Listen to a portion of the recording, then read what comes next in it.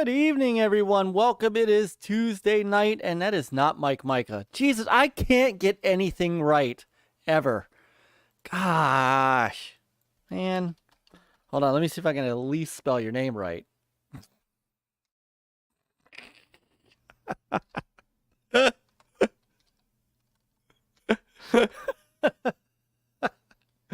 I know, I know, but wait, hold on. Hold on.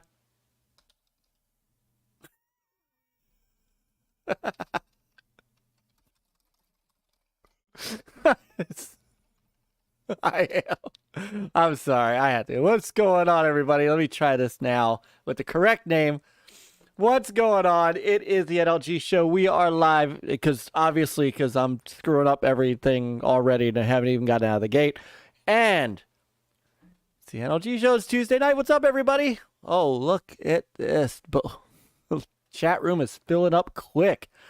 And we got a great night ahead of us here with some fun. And let's figure out who is... There we go. Turn on that. Turn off that. Axel! What's up, man? Doing good. Doing good. Welcome back. Welcome back. I know. I know. You are a busy man. A busy, busy man. So, you should be able to hear Axel now. I've unmuted him. What do you mean you can't hear Axel? You should be able to hear him. His mic is not muted.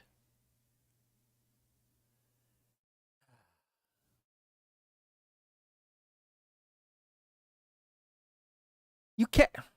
All right, hold on. You know what? Because last time people were messing with me. So hold on. Let me double check.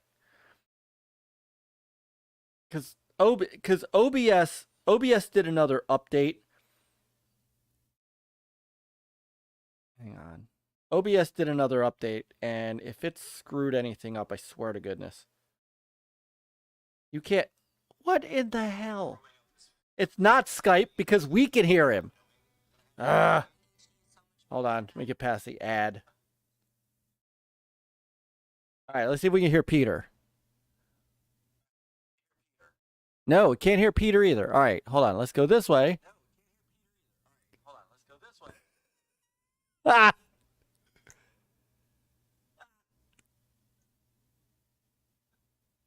Seriously, what the ever-loving hell is going on? This is ridiculous. Oh my god. All right, hang on. Let me try something.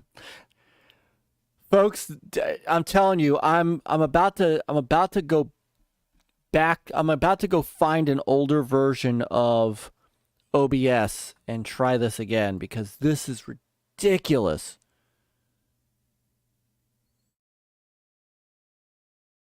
All right, let me...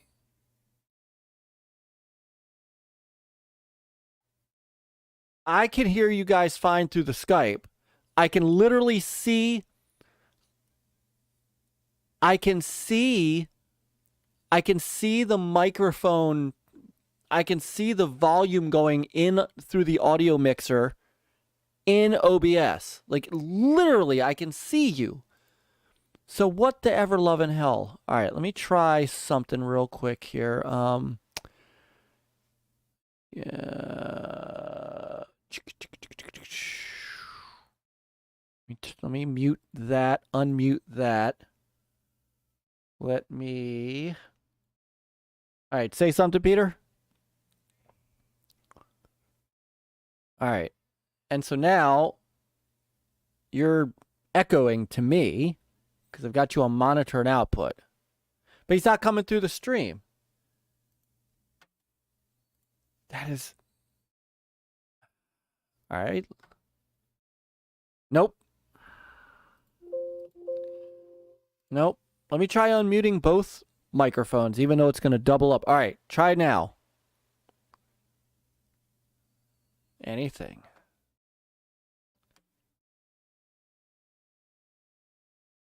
Nothing. This is...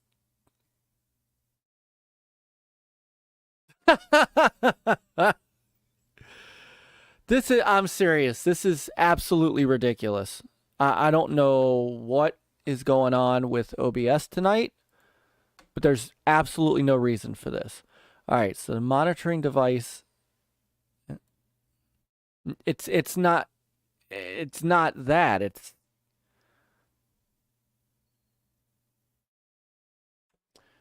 Let me look at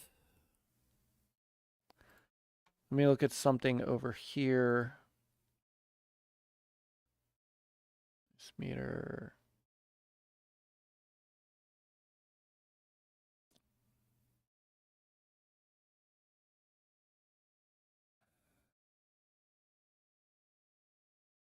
All right, just out of curiosity, say something.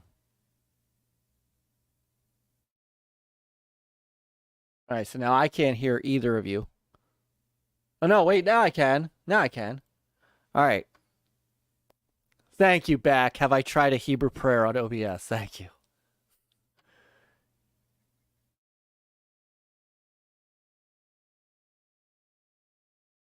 Nothing? Still nothing in the stream?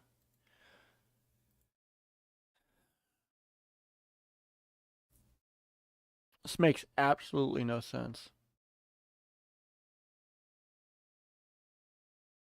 Let me turn off noise cancellation. I don't know why that would do anything. What? Oh, can still only hear Myke. This is... I don't... All right, I'm looking at any of the settings that might... Let me see, because they can hear me. I've got Chris's camera's turned off. Peter's camera is on. Yeah. All right. Say something, Axel.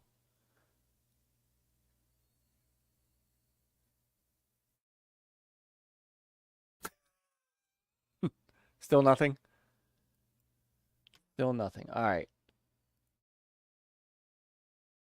I'm going to look at... I'm just for giggles, even though that's...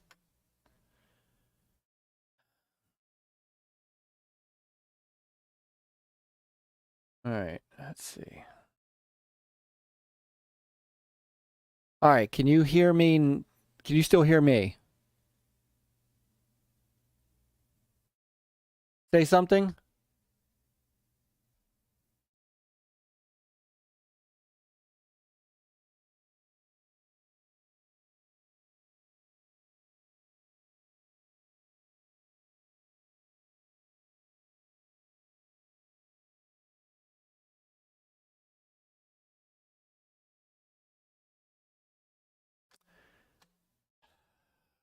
All right, hold on. Let me look at this.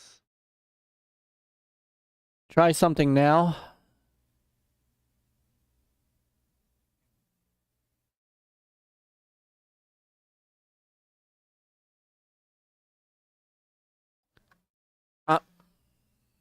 Folks, I am so sorry. I don't know what the hell is going on. The only thing I know is that OBS did an update. All right. I'm sorry, guys. Do not go anywhere in the chat. We will be right back. I'm going to close and reopen OBS, and we're going to start the stream back up. Don't go anywhere. I can literally see what it's doing. All right. Back on. What are the chances? What are the chances? All right. It'll be on in a second.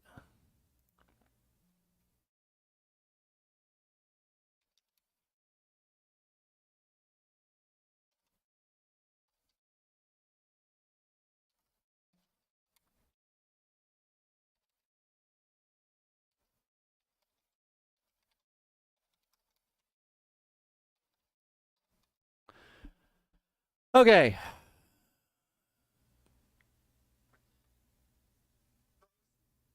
How is this possible? You don't even hear... No, I can hear me. Yeah, I'm trying different outputs. All right, keep talking, guys.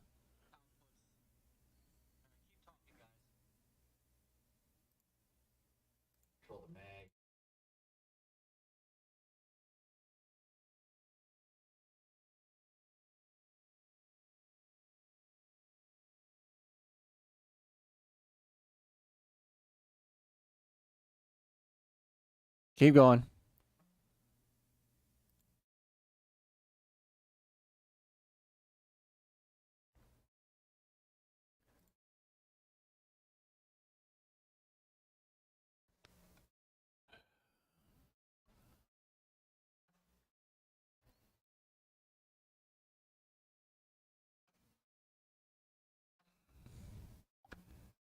I can't... Yeah, I don't know what's going on. And I don't know why I can't hear you guys.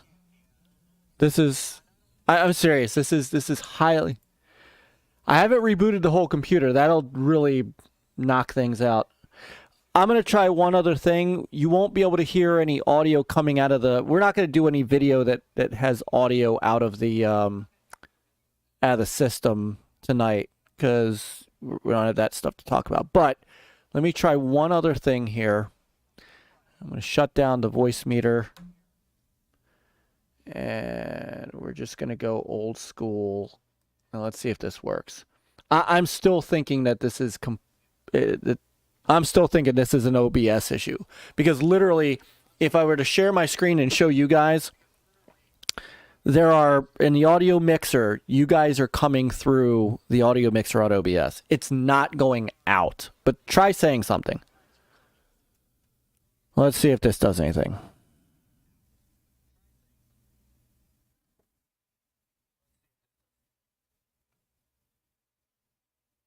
All right.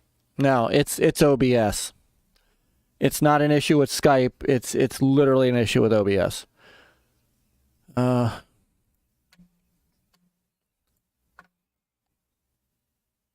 me look at...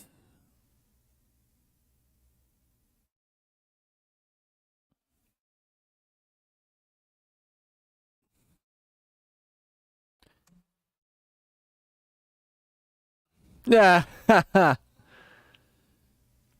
Sentinel says he remembers BMG was having issues with OBS also. Might try another option. I might have to... I seriously may have to go back to an older version of OBS. Let me try going to another... Just out of sheer morbid curiosity. This is one of our other scenes. Let me turn my... so I use something too called Voice Meter Banana, which allows me to mix things together.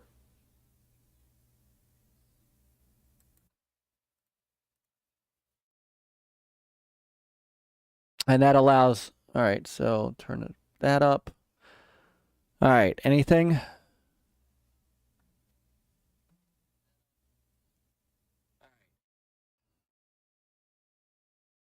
No.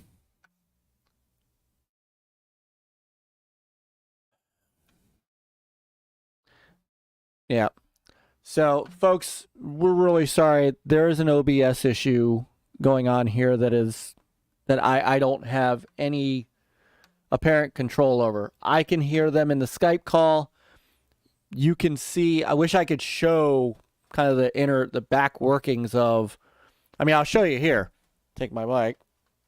Now, you guys can see right here as here's what audio looks like coming out of OBS. I'll give you guys a little something.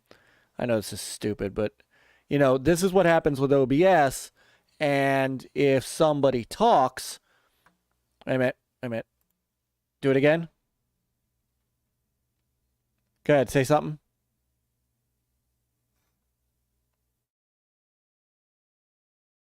Yeah, see, OBS says Axel is talking, but it's not coming out. So, So here's the problem with that, Dread, is that it comes off of their, I can try. You know what? That's a good idea. Let me try that. Let me try doing an audio input capture. And let me see if I can do it off of this. All right, try now. Well, although that's... Well. Whoa, so much echo. Whoa, so much echo. Whoa, whoa, whoa, whoa. Ah, I can hear myself. Yes, but I think everybody can hear me too. All right, hold on. So you can hear yourself in the stream now? Yes, but I hear echo when you talk. You hear echo when I talk. Because of course you do. Let's try this. Say something. No, that didn't do it.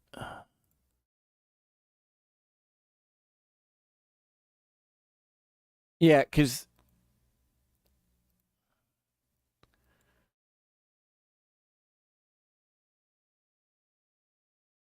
All right. So you hear me, I'm echoing, is what I'm being told. So... Can you hear me? Am I echoing? I think they can hear you, but I'm echoing. So let me see if I can turn off we can my hear you echo. too, Peter. Let me see if I can turn off the echo on mine. Check, check, check. Check, check, check. Check, check, check. Yeah, I don't think you're echoing on the stream, Mike. It's Aha, just more hold annoying on. on your side. Hold on. Okay, they hear Okay. HTK. Here we go. Here we go. Am I echoing now? Can you guys all still hear me, but no echo? All good. Can still hear me. Son of a bitch. I swear to goodness. V-meter output. That's what... Whoa! You kiss your mother with that mouth? Oh my God. Thank you, Dread. Dreadpool saves the day. Son of a bitch. So I don't know. We're gonna have to. I will have to figure this out for next. Although if that works going forward, that's actually a lot easier than using everybody's cameras. I couldn't tell you. I don't know. I don't care. It's working. Thank you, everyone. I would be surprised. I am shocked that everyone is still in the damn chat. So what did you do? So I created, per Dreadpool's idea, I created another audio input capture, and I pushed it to.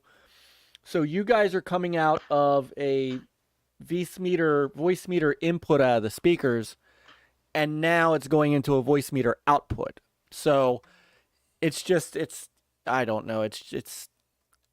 But for me to not echo, I have to not go into... I don't hear you at all. What? What do you mean you don't hear me at all? Axel, say something. Check, check. Yeah, I hear you. They don't hear me in the fucking Skype call now. Oh my gosh, you're right. But now if I do that, can you hear me now? Yes. But now if I do that, I'm gonna echo on the stream. Yes, a huge echo. Right. Oh my God. All right, hold on. Okay, can you hear me on the stream? Can you now hear me on stream? Yes. Okay. Yes. Can you guys all hear me out on the stream? Yay, it works. Oh. Now, here's an interesting question. Let's try something. Can you guys... Let's see. Can you guys hear the audio? It was the thing that made video games a Can you guys hear that? phenomenon that changed the world. You can't hear that. All right. Screw that. This Whoa. is for later. Super echoed. Oh, it was echoed? So you could hear it. All right. All right. I don't care. We're not doing video audio tonight. We will figure this out if I have to go back to an older version of OBS. What the ever loving hell. Okay. Hi, everyone. It's Tuesday night. We're running a little late. It's still Tuesday night. It's still Tuesday night. Oh, right. my Lord. What's going on, Axel? Welcome to the show. Hey, Mike. You know, since never- you silenced me, I've had some time to reflect. not Maybe finish silence you. another game I while I was at it. I didn't silence you. OBS silenced you. Blame OBS. That was just so ridiculous. Okay, but we're over it. We're good. Okay, Yes. Here we go. Lemon and Chris is in the chat. I guess. He's already in bed. All right, so he's gonna man the chat. So he said Lemon did say go back to a later OBS version. That doesn't. No, you mean an earlier OBS version. You can't go back to a later version. I'm going to go back to OBS 29. Okay. Oh, my Lord. Brother Axel, Yes. master of the iconic video games podcast that just enjoyed your 100th show, right? No, it wasn't 100th show. It was our Oh, anniversary your show. anniversary show.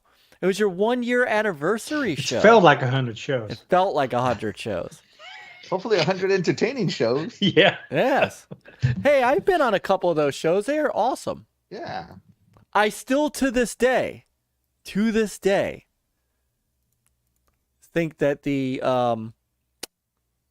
Valentine's Day episode might rank as one of my favorite podcasts I've ever witnessed. Wasn't that something, right? That was Yeah, that was something. The Valentine's Day special episode was, we just came up with it on the fly, as we do everything in the Iconic Video Games podcast. We just kind of think of it and we roll with it. And so, yeah, when we decided to do couples, and then we didn't practice this, suddenly live on the show, I go, you know what? Let's do our little sexy voices, seeing as it's Valentine's Day. And it turned out to be way better than I thought. Well, and both your wife and Titan and Zelda Slays me. and Doggy, you guys leaned into it. Like, your wife was amazing. She leaned into that full force. So, Yes. but 1 year of the icon, I can't believe it. You guys started last October. We It's did. amazing. We did. When we started the Iconic Video Games podcast, we decided that we were not going to be a news podcast. We were just going to be about video games. So, and I also wanted to be platform agnostic. And it's difficult to be platform agnostic when you're talking consoles.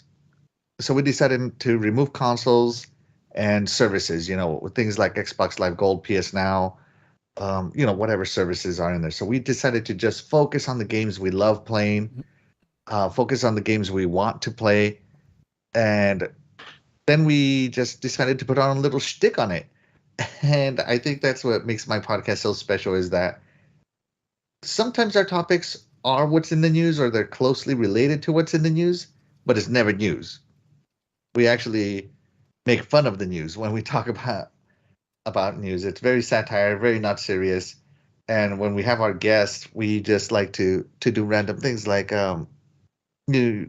this Thanksgiving, we're going to do what we call a mukbang episode. If you know what mukbang is, it's when people eat on stream. Yep. Right? Geeks with Cash knows that well.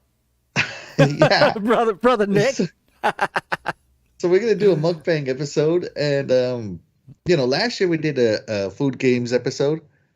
So this year we haven't decided the main topic yet, but we're going to do a mukbang episode. And we'll see where it goes from there. Awesome. Princess Zelda. It's so funny because last year Princess Zelda was so nervous for the mukbang episode. And this year she is very excited for the mukbang episode. Like, she really wants to do it. Can I have to say, you, Doggy, and Zelda have such amazing chemistry together on that show. It makes it it is one of the few shows that I am constantly feeling guilty that my literal religion gets in the way of watching your show. It's time to convert, Mike. It's time to convert. Well, remember what REM said, right? Losing my religion. So. That's right. I mean, I Don't be the can't. first. I can't listen most Friday nights because I go to school. But man, I always try to catch up because there's always. I mean, the things that you guys go through, whether it's best games of the '80s, best games that are not or my favorite set of series was the best game soundtracks of those. And of course we had Doggy rapping. Yes, and of course, the one or two times that I've been on to talk Sega. I mean, oh yeah, the Sega episodes are some of my favorite episodes. Yes, the Saturn episode where I got to pull games off the shelf. I got to see your games off the shelf, and it was very, very nice. So yeah, me and Doggy grew up Sega, so we decided, hey, let's do a Sega episode. And we asked Princess Zelda, but she's like, oh, Sega's not my forte, so you guys are going to have to do that on your own. So now anytime Princess Zelda is absent, we'll do a Sega episode. It's just kind of become our go-to. Well, and apparently I'm her sub. So yeah. So when and she's you not were in there with the Sega Saturn, that was fantastic. Oh, that was. I tried to hold the seat warm for her as best I can. So I'm sure she appreciates it. Yes, it was very nice. And you guys just seriously, you rock. It's see how many people you were able to get on here. Look at all these people you were able to get on. And there's Titan. So I got it. We want to get Titan and Zelda on here one night. We just got to I got to catch Titan at the right time because everybody knows his schedule is extremely busy. Mm-hmm. Tread, shut up, Tread. You heard it here first, folks. The Jewish Religion is Against Iconic Video Games podcast. Oh, Lord. You want to be an iconic gamer, guys. No, I'm just kidding. Try become an atheist. Oh, my goodness. So anyway. It's so funny because, we have introduced random characters throughout the show, too. Like Princess Zelda likes getting into these characters. We've had Zombie Zelda on there. Puppet Zelda, her and Titan do this fantastic skit that they call Men in Games. It's a play on Men in Movies from In Living Color. Mm-hmm. And Titan and Zelda just have this chemistry where they finish each other's sentences, and Jesus, that is the hardest I've ever laughed in my life. And what the hell? And Doggy, shout out to Doggy. He always comes in. He did the Dr. Doggy Dog, which is like oh yes, an angry doctor that kind of doesn't know what he's talking about, but he's so funny. He is, and he also does does his Russian accent. Yeah, and he also does the rapping, the rhyming and rapping, and for me, we've invented so far Axel Elvis, and what was the other one? Mountain Dew Axel. It's just so funny. It's so funny. What in the world are you drawing? Because I missed this. Oh yeah, it took them a long time to guess this one. This was a bad drawing. Fast forward a little, because okay, hold on. Also, it's like trying to. I had to restart because I couldn't. They couldn't guess it. Restart. Yes. Oh, I had to get real serious, draw real slow instead of real fast. So it's great. It's really fantastic that I'm blessed with two fantastic panel members. I know that a lot of people struggle to find their panel members, and I did too, but the two I ended up with, I think, were the best fit for me. Those are interesting. Zelda's creativity, Doggy Dog's outgoingness, and their knowledge of iconic video games is great.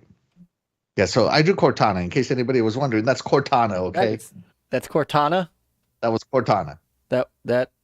Hold on. It's so funny. I can draw animals and I can draw relatively shaped. But when it comes to drawing faces and people, I'm very bad at it. Okay, so I guess now that I see the, oh my The God. what? The blue hair? I know, Yeah, right? the blue hair. Yes. Yeah. That's what it is. Yes, the blue hair. Oh, it's 20 minutes in is when. A when quick Dread shout out was to a doggy dog. He's a member for 14 months. Whoa. He says, I'm so lucky to be part of IVGP. Mm-hmm. Dude, and I'm lucky to have you, bro. Hold on, wait. Somewhere in here is Dread. It's not 20 minutes in, Dread, because that's Eternal Shaddai. Unless there's something I don't know. Maybe it's Dread 20 minutes was in there. He was there. He was our second guest in. Yeah. So he's at the beginning. Yeah. Oh my goodness. So and then not only do you have the Iconic Video Games podcast, but on Sundays you also have Good Morning Xbox. It's a whole different type of show. Yes. Little more serious. Mm-hmm. Yeah, so the iconic, Good Morning Xbox, that's technically Noof's show. I am just a panel member there, and I decided to, Noof, when he went on his sabbatical to handle whatever it is he needed to handle, was asked around if anybody wanted to take over the show, and I didn't volunteer, but I was kind of elected. Everybody just said, yeah, I think Axel should do it, because I already had the... You got voluntold. Yeah. You know. So I took over Good Morning Xbox, and little by little I started adding my own little flavor to it, pulling away from what Noof was doing and making it more of what I would do.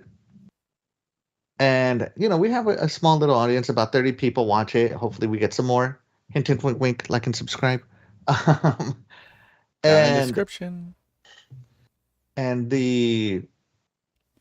on November 6th, Noof Nukem is going to take over Good Morning Xbox again, so it's going to move from my channel over to his channel. Okay. Yeah. So that's where the Good Morning Xbox comes, and I'll still be a panel member, but I'll tell you what, it's very different preparing for a news podcast than it is for Iconic Video Games podcast. Because in my head, I've been struggling for the past. When did I take over Good Morning Xbox? In May-ish? Ish. I've been struggling to, how do I make news fun? How do I make news fun? How do I make news fun, right? And it's hard because some of the news is so serious. Like, all right, guys, I got to read you what the Brazilian commission said about the Activision Blizzard thing. And it's so difficult to make it fun without getting console war-y, which is I don't want to do, right? I can make jokes about console wars just as good as anybody else. I mean, I obviously grew up during the console wars, right? Right. But I don't want to do that. That's just not me. So it's difficult for me to talk about the Brazilian Commission and lead the SmackDown on PlayStation. I'm like, do I want to say lead the SmackDown on PlayStation? Because I want to keep my avenues open towards PlayStation, right? So it's just fun. It's funny, but I have a great panel. I have great panel members there too. But yeah. Noof will come and hit his stride again, and he knows how to deliver news in a far more entertaining way than I do. I feel that that's more his strength than mine. Fair enough. No. Well, it's great to see, that IVGP is growing and continuing to thrive, and it's just such a good show. You're just gonna have to move it to another night that I can watch it. That's all. We had that super show on for 3 hours. We only planned on doing 2 hours, but we ended up doing 3 because the chat was just so amazing. As long as the chat wants to keep going, I will. We will keep broadcasting. So nice. That's the way we do it over at IVGP. Nice. All right. And by the way, if anybody wants to guest on IVGP, just send me a DM, me, Doggy, or Zelda DM. We'll work something out. We love having guests. It's a great show to be on. Just saying. So I try to listen religiously games. Every Friday, but it's every Friday at 8 p.m. Eastern. Yep. I I could see a certain, guest. He's typically in the game, but he could be in the the IVGP. Yeah. One night. Whoever that person is, he can definitely come on. Yeah. I don't know who that can be. I don't know. Needs to have 50 years of gaming experience, right? And now is that combined game time? Because I'll tell you what, I have combined game time more than 50 years. Probably. It's an inside joke. So, Peter, how you doing tonight? Doing all right. Doing all right. Very nice. Survived a long weekend. Mm. Went to one of those country farms yesterday, with a pumpkin patch and apple cider presses and very nice. Apple cider donuts. Very nice. Pigs, goats, chickens, turkeys. I love those kind of places. Yeah. Had a good time. And yes, this is wine, by the way. I feel like I need it. Well, after the delayed kickoff, then definitely. Yeah. The delayed kickoff. Yeah. Well, after the delayed kickoff, this should be stronger than that. Yeah, I've got some Maker's Mark upstairs. Thanks, Charlie. Charlie said you deserve it, Myke. So, it has been a long. Deserves that. It's you. It has been long. It's been a long week and weekend. I didn't get any gaming in at all. I mean, that is a cardinal sin, and you know it. Tuesday night was Yom Kippur, which is why we didn't have a show last week, which went all the way to Wednesday night, Thursday night, and Saturday night. I actually had band gigs. Friday night was Temple. Sunday was finally I had Sunday school in the morning, but then, just stuff throughout the day. And work this week has just been mad. So I have not had much time to get gaming in. I'm trying to catch up. Actually got a chance to finally dig in and play some more original Teenage Mutant Ninja Turtles NES through the Cowabunga collection last night, and just kind of mindlessly played that a bit. But that's like the most that I've gotten done in days of games as far as gaming goes. I think when did I come into the? I know I came in and hung out in a party chat one of those. Maybe it was Sunday night. Yeah, so maybe. Yeah, I think it might have been. It must have been Sunday night. So it's just been rough. Manischewitz, it's not. This is not purple wine, masshole.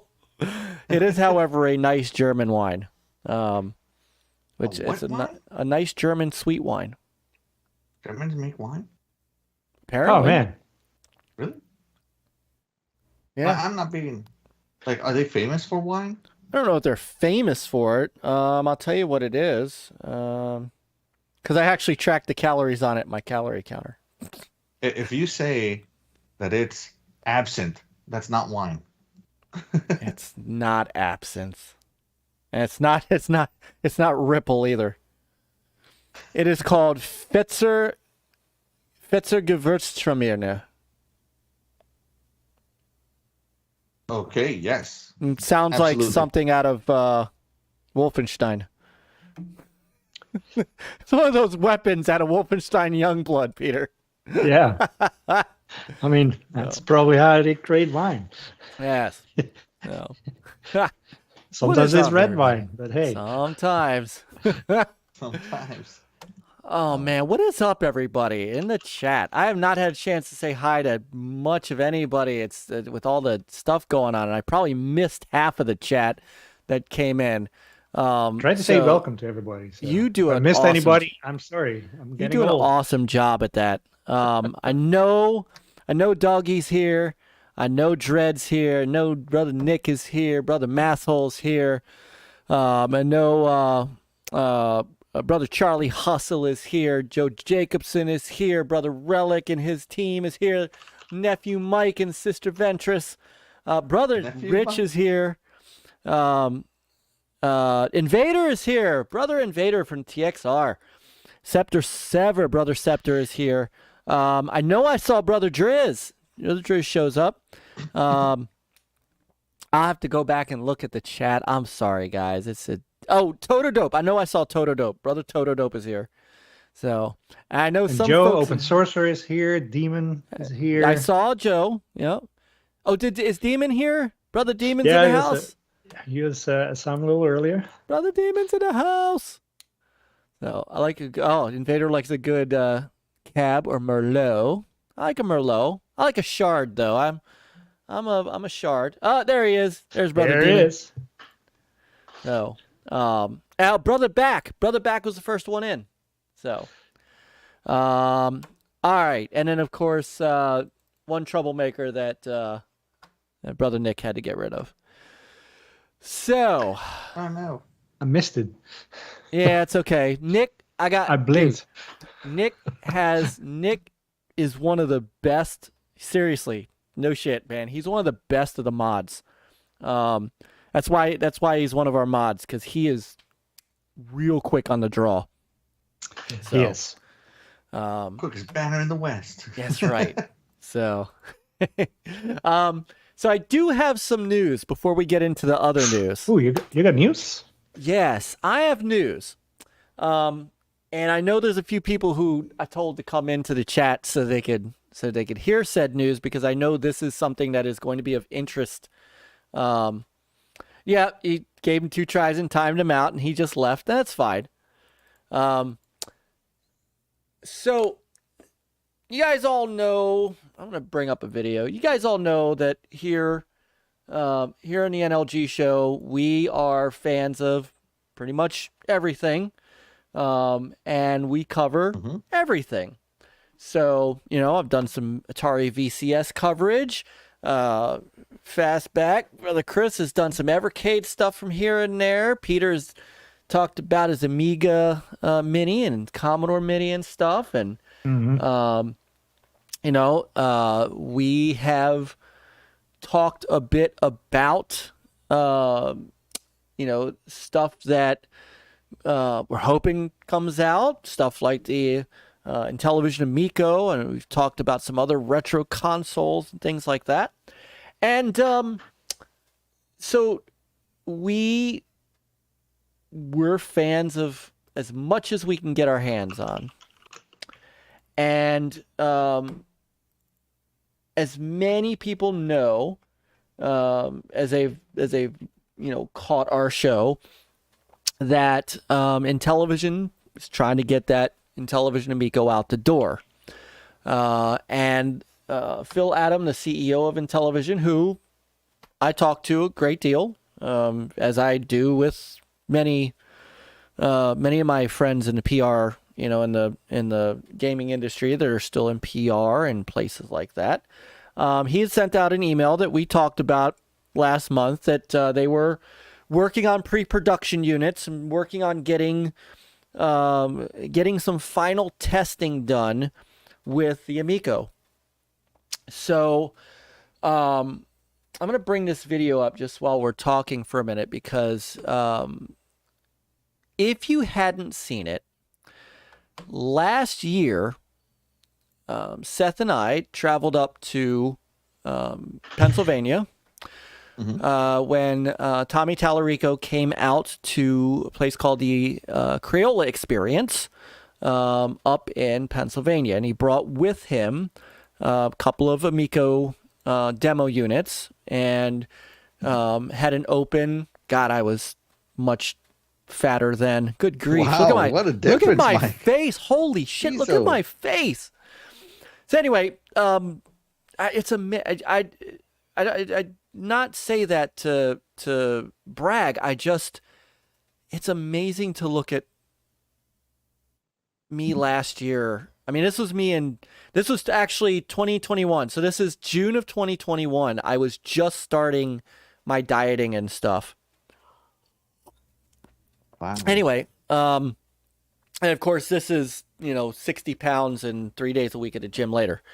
Tommy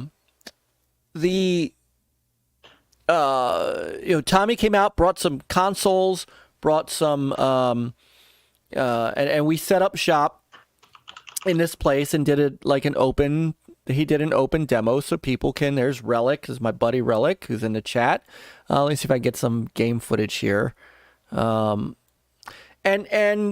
you know, kids got to play the system. Seth got to play the system, and he hung out with me for 4 hours, and we podcasted the whole damn thing, and we had a great time. At that time, I talked with Intellivision about, you know, doing some more media for it, things like that. It's a system that I believe in. I know Chris, if Chris was here, he would say the same thing. There's a bunch of people in the chat that are, you know, waiting for this thing to hopefully come out. They're getting closer. So Intellivision is taking the next step of this and doing some final pieces of testing to make sure that the system is stable and the system is fun. So Seth and I will be testing a pre-production Amico. It is actually, let me bring up another video. It is actually en route to us. And I should have it by end of day Friday. Wow. Congratulations. So, Seth, and part of the reason is, let me bring up this video with my kids. Part of the reason is because I have kids, right?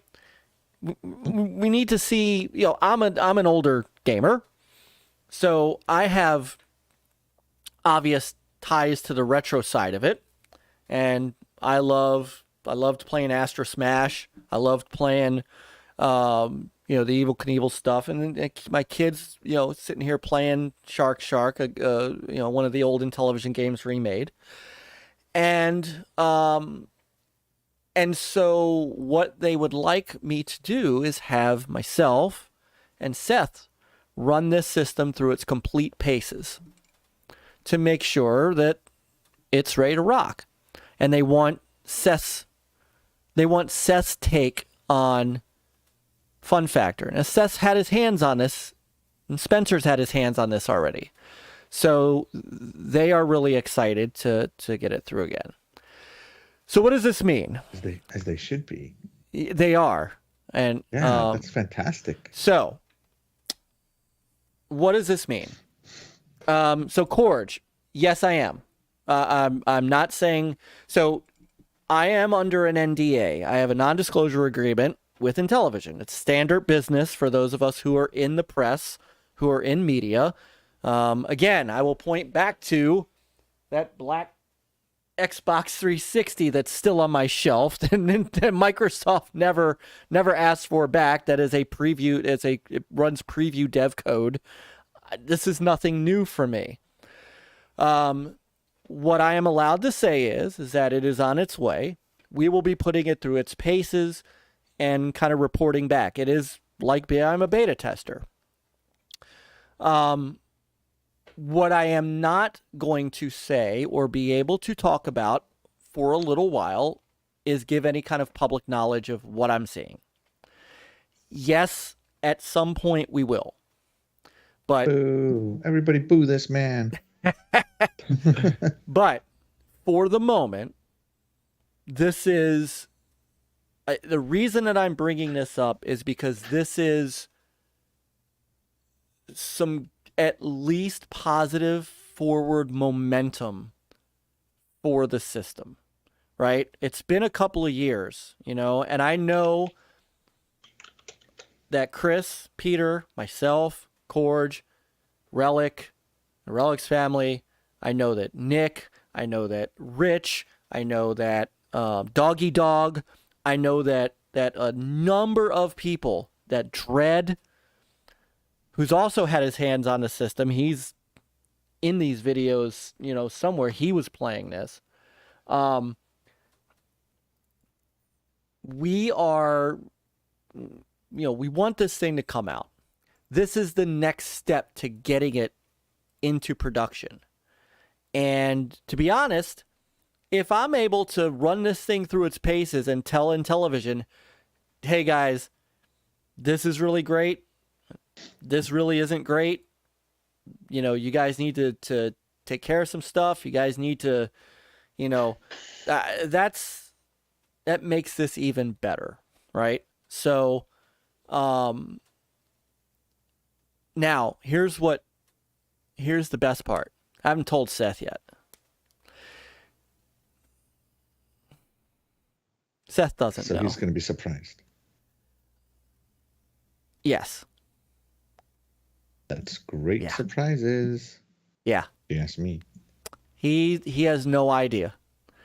And I know he's asked about it. Interestingly enough, my 18-year-old has also asked about it. As he came up to Crayola as well, and he played it, and he's kind of interested in playing with it. He's not he plays some games like I do, but he likes some of the easy stuff that he plays on his phone and things like that.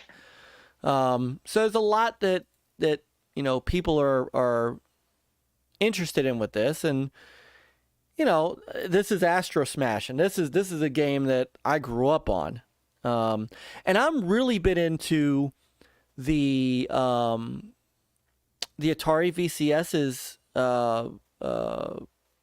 various recharged games. I really have enjoyed some of those. So now getting a chance to play some of these recharged games, not recharged. These are not. They're not considered. I mean, they're not calling them recharged, but they're just remakes of updates of old Intellivision titles that I grew up on. Like I said, like Astro Smash, and I've got stuff on the shelf. Missile Command is up there, and Finnegan Fox, and this game Dyna Blaster, which everybody can clearly see is Bomberman. But that's what it was called in Europe, Dyna Blaster. So it's yeah. So reimagined is exactly, Nick. It's reimagined, right? I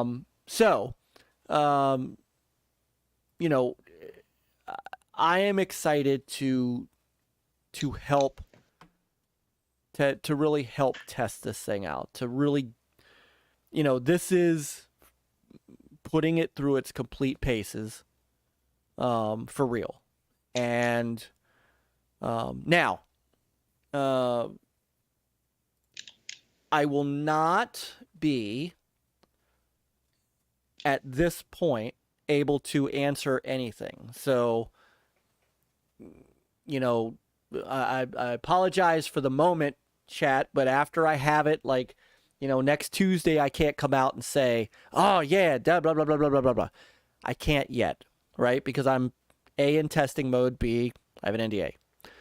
But there will come a point to where I will be able to talk about what the experience is like and things like that. When that happens, and I have final permission, I will absolutely tell everybody what what I played and what it felt like and that kind of thing. But for now, we are strictly in test mode. So, this is a great step forward. We've all been concerned that the system, is it coming out? Is it not coming out? We've talked about it here. And again, I talk to the guys in Intellivision all the time, as I have done with many companies. And I always get a feel for where they are in the process.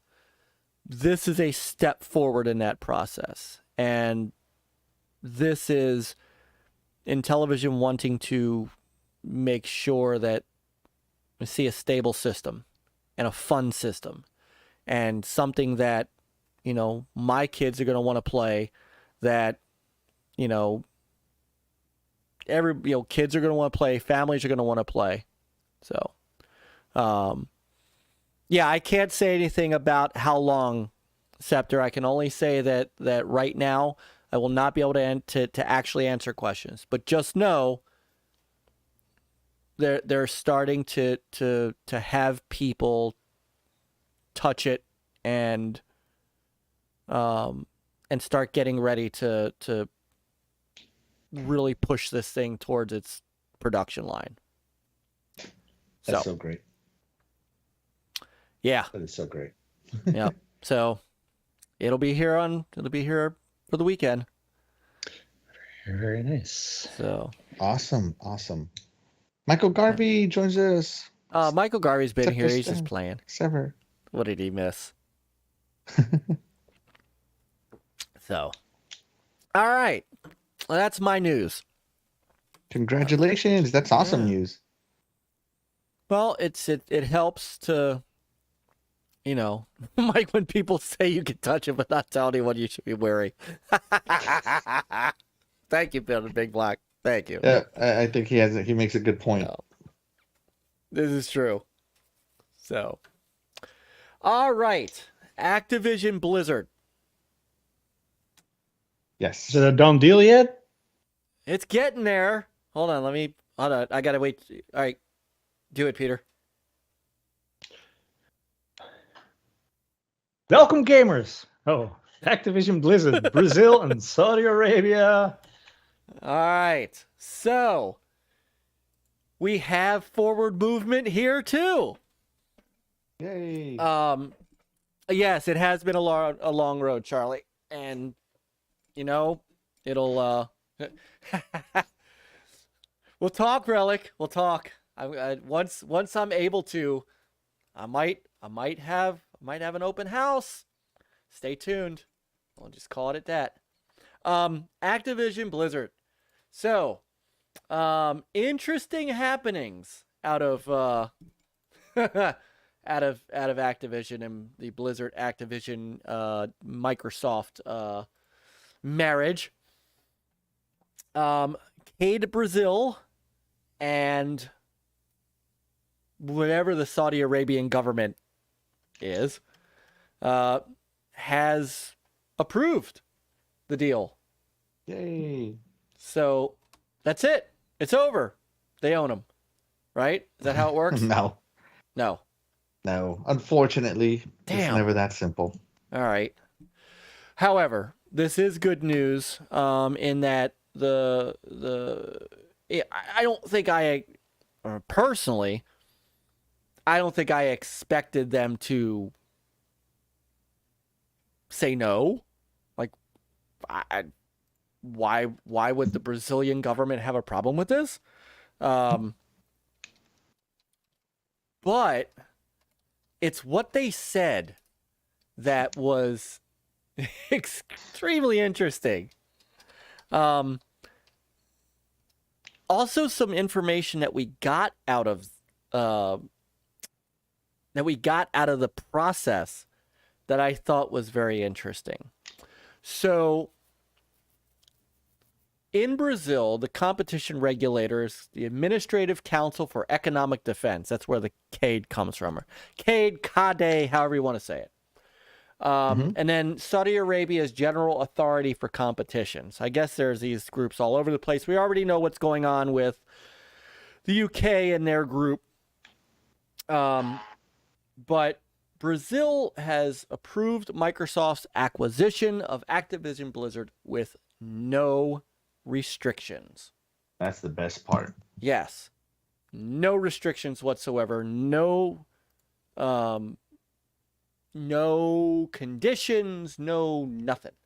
So let me bring this up. I did the best. Yeah, well, Google did the best translation that it could.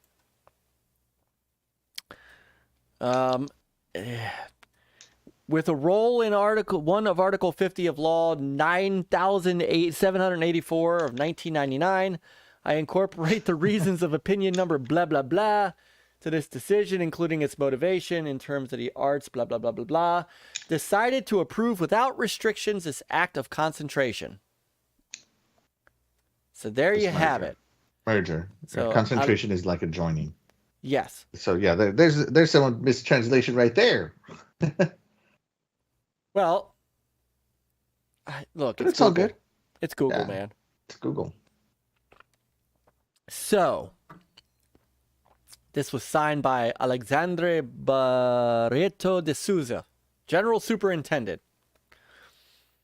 According to the official time of Brasilia and resolution kind of number 11. So this was actually filed back. When was this filed? This was filed in 2011. No. Well, maybe in terms of the arts, 1350 law. I'm trying to see when this was actually filed. But anyway, it was signed and approved on the 5th of October. So, the other piece of this that was kind of funny was the reasoning that they gave. And I quote, "It is important to highlight that the central objective of CADES," if I'm saying it wrong, someone please, someone please correct me. I'm good at saying things wrong. The central objective of CADES activities is the protection of competition as a means of promoting the well-being of Brazilian consumers and not the defense of the particular interests of specific competitors. Oh, yeah. After all, one cannot lose sight of the fact that the holder of the legal assets protected by law number blah, blah, blah, is the collectivity and not the competitor economic agent as an individual entity. In this sense, although it is recognized that part of the users of PlayStation consoles from Sony could decide to migrate to Xbox in the event that Activision Blizzard games, and especially Call of Duty, becomes exclusive to the Microsoft ecosystem, SG/K does not believe that such a possibility represents in itself a risk to competition in the console market as a whole. Subject to the customary closing conditions and completion of regulatory review, the proposed transaction is expected to close. That's the next thing in the article. So basically, they said it's not their job to take care of Sony. Right. That's the best part. That's the best part to me. That's like the chef's kiss. Yeah. Their job's not to coddle Sony. That's right. You're hearing that? You're hearing that, British authority?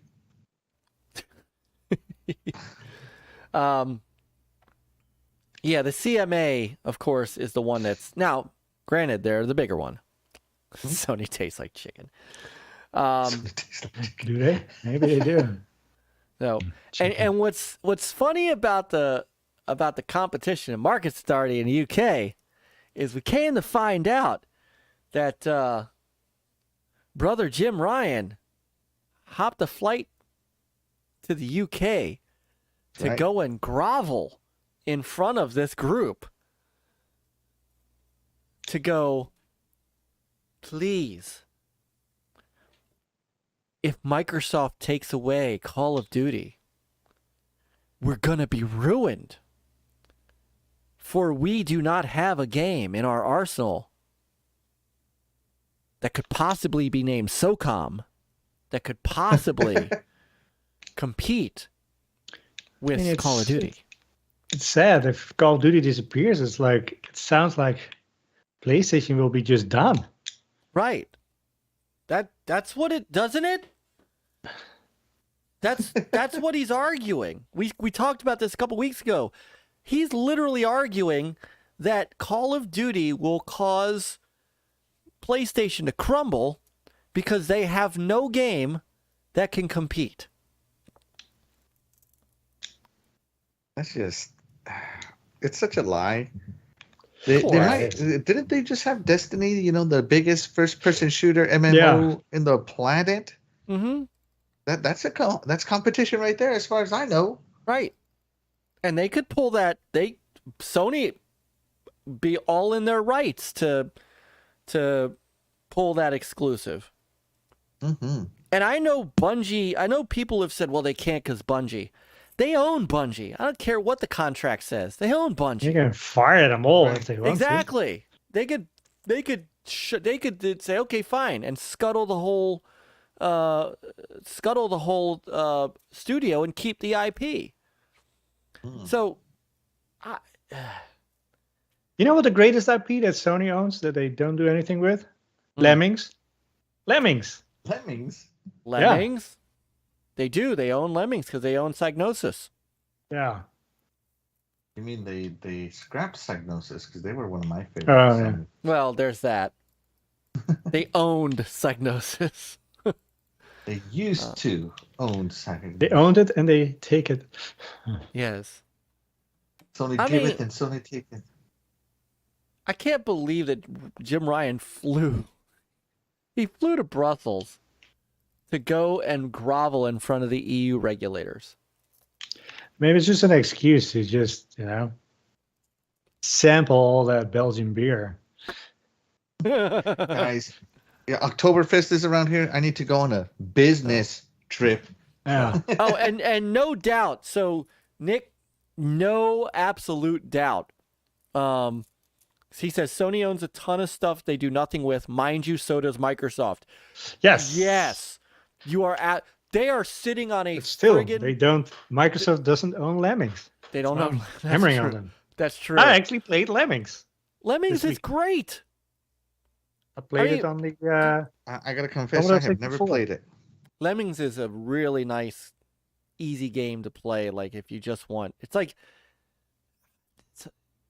it's hard to explain, but it's just one of those games that you just can sit and just mindlessly play, and it's fun. Yeah. Microsoft is, people don't realize Microsoft's been sitting on a baseball IP for Yeah. decades. They own the high heat baseball IP they got from where the hell they get that from? The 3DO company, I think. I mean, they're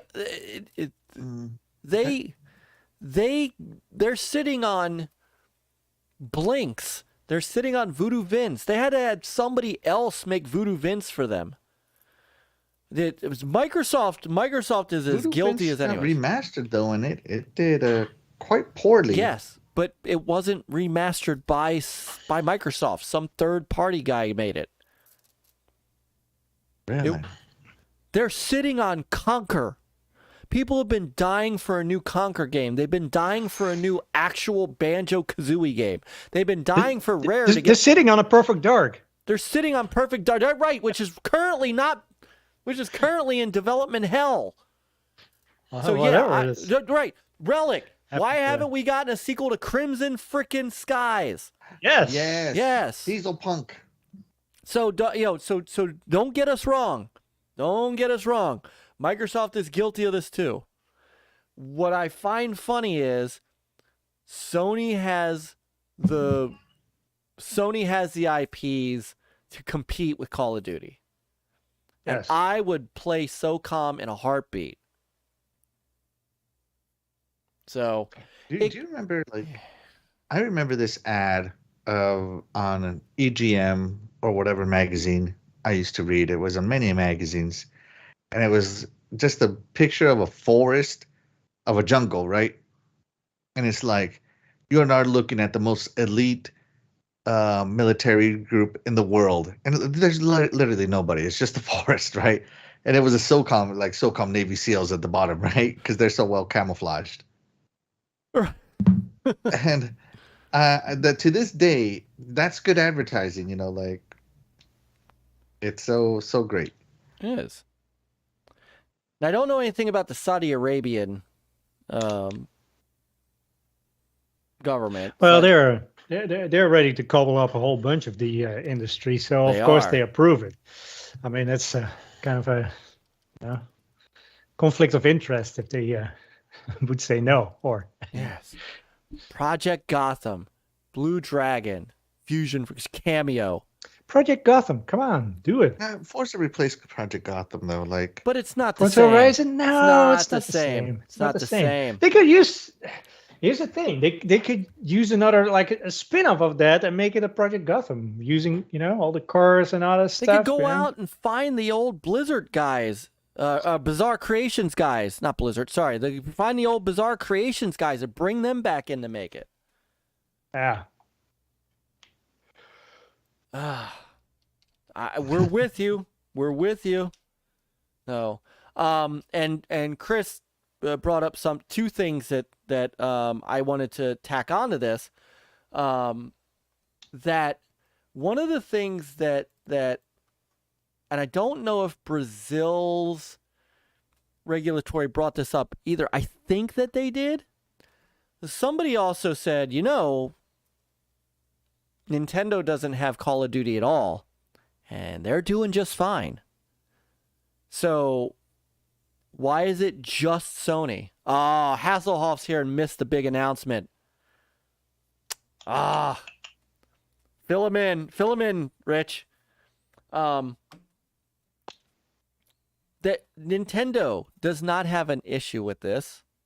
No, Nintendo is probably saying like, yeah, give me some Call of Duty on our console. Mm-hmm. Right. Which might happen. Game Pass. Even to Nintendo. cloud. Already, I can feel it. Yup. And to make matters even better. Oh, quick shout out to DragonHeartYOBY, a member for 18 months. Yobi. Thank you, Yobi. Yobi also showed up on the Super Show. Did he? Yeah. No one expects COD on their console. You have to say that. You have to say that in the Spanish Inquisition Monty Python voice. No one expects COD on their console. So exactly, 90% of people who buy a Nintendo console don't want Call of Duty. That is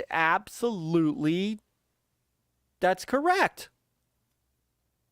That is correct. They, so then today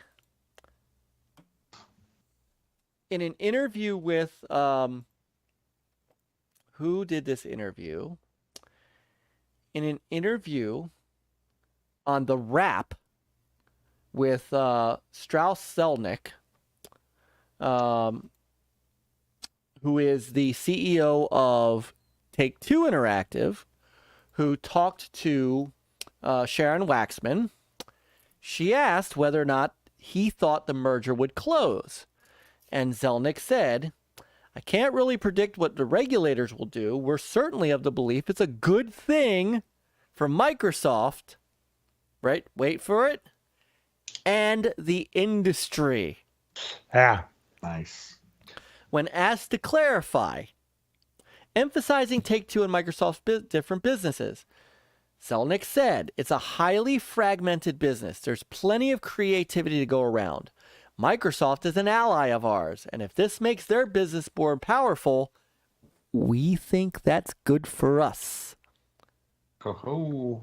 In other words, it's like we can be bought too, and we don't want to have any issues with that. So when Sharon Waxman pushed back by saying Activision's a software company which theoretically could cut into Take-Two's business, he responded by saying, and here we go.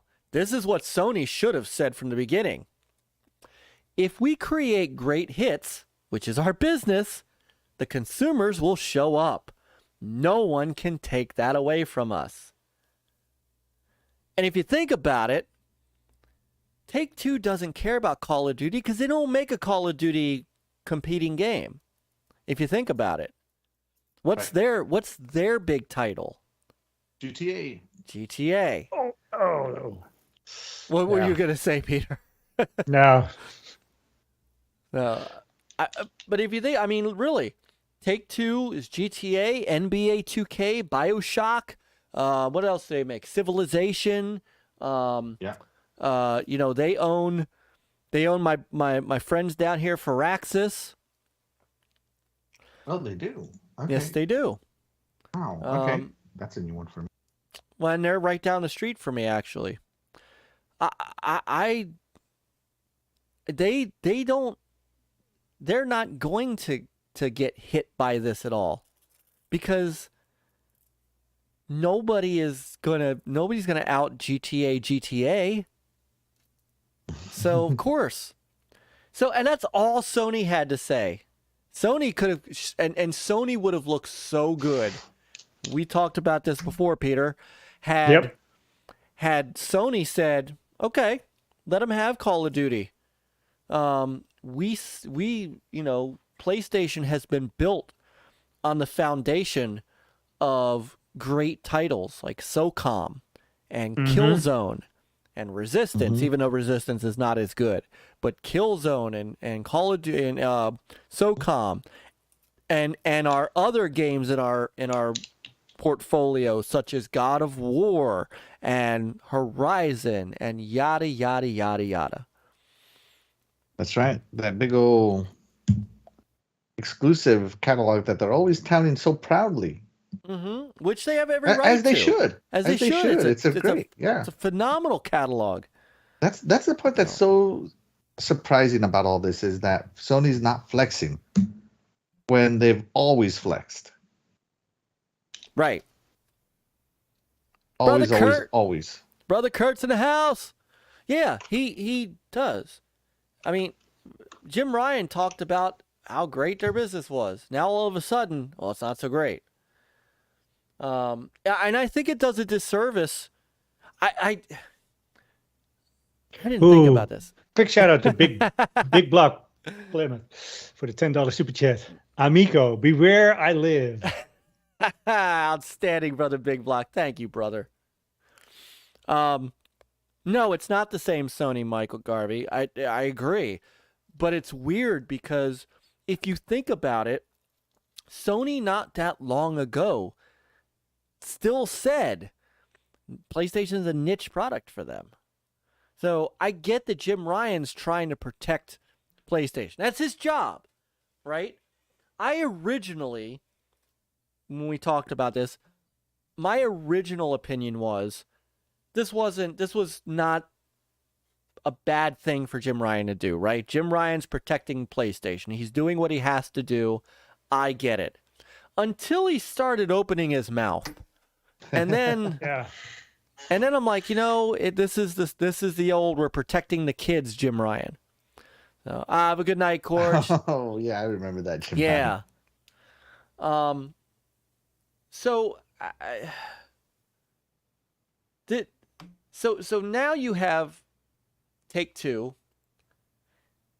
You've got you're starting to see that momentum, and I think it would be highly ridiculous for the EU to now stick their nose in this anymore.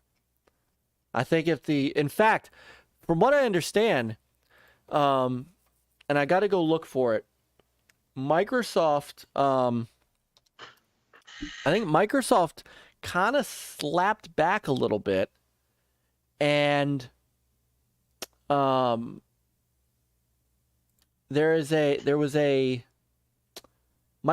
asked the EU to take a look at this deal and get it done.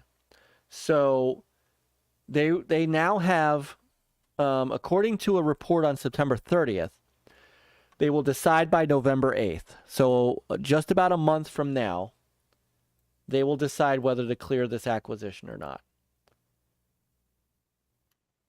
Awesome. I love it. So it can clear the deal with or without remedies, or it can open up a 4-month-long investigation if it has serious concerns. But let me ask you guys this. Okay. Because I think the EU is potentially opening up a Pandora's box. And I'll tell you why.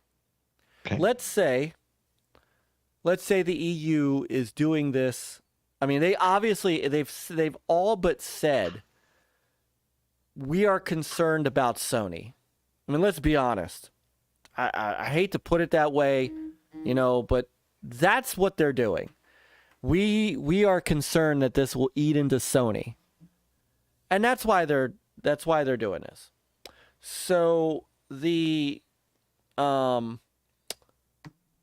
issue is going to be that if they don't now approve this, it's going to look like they are going to bat for a competing company and not consumers.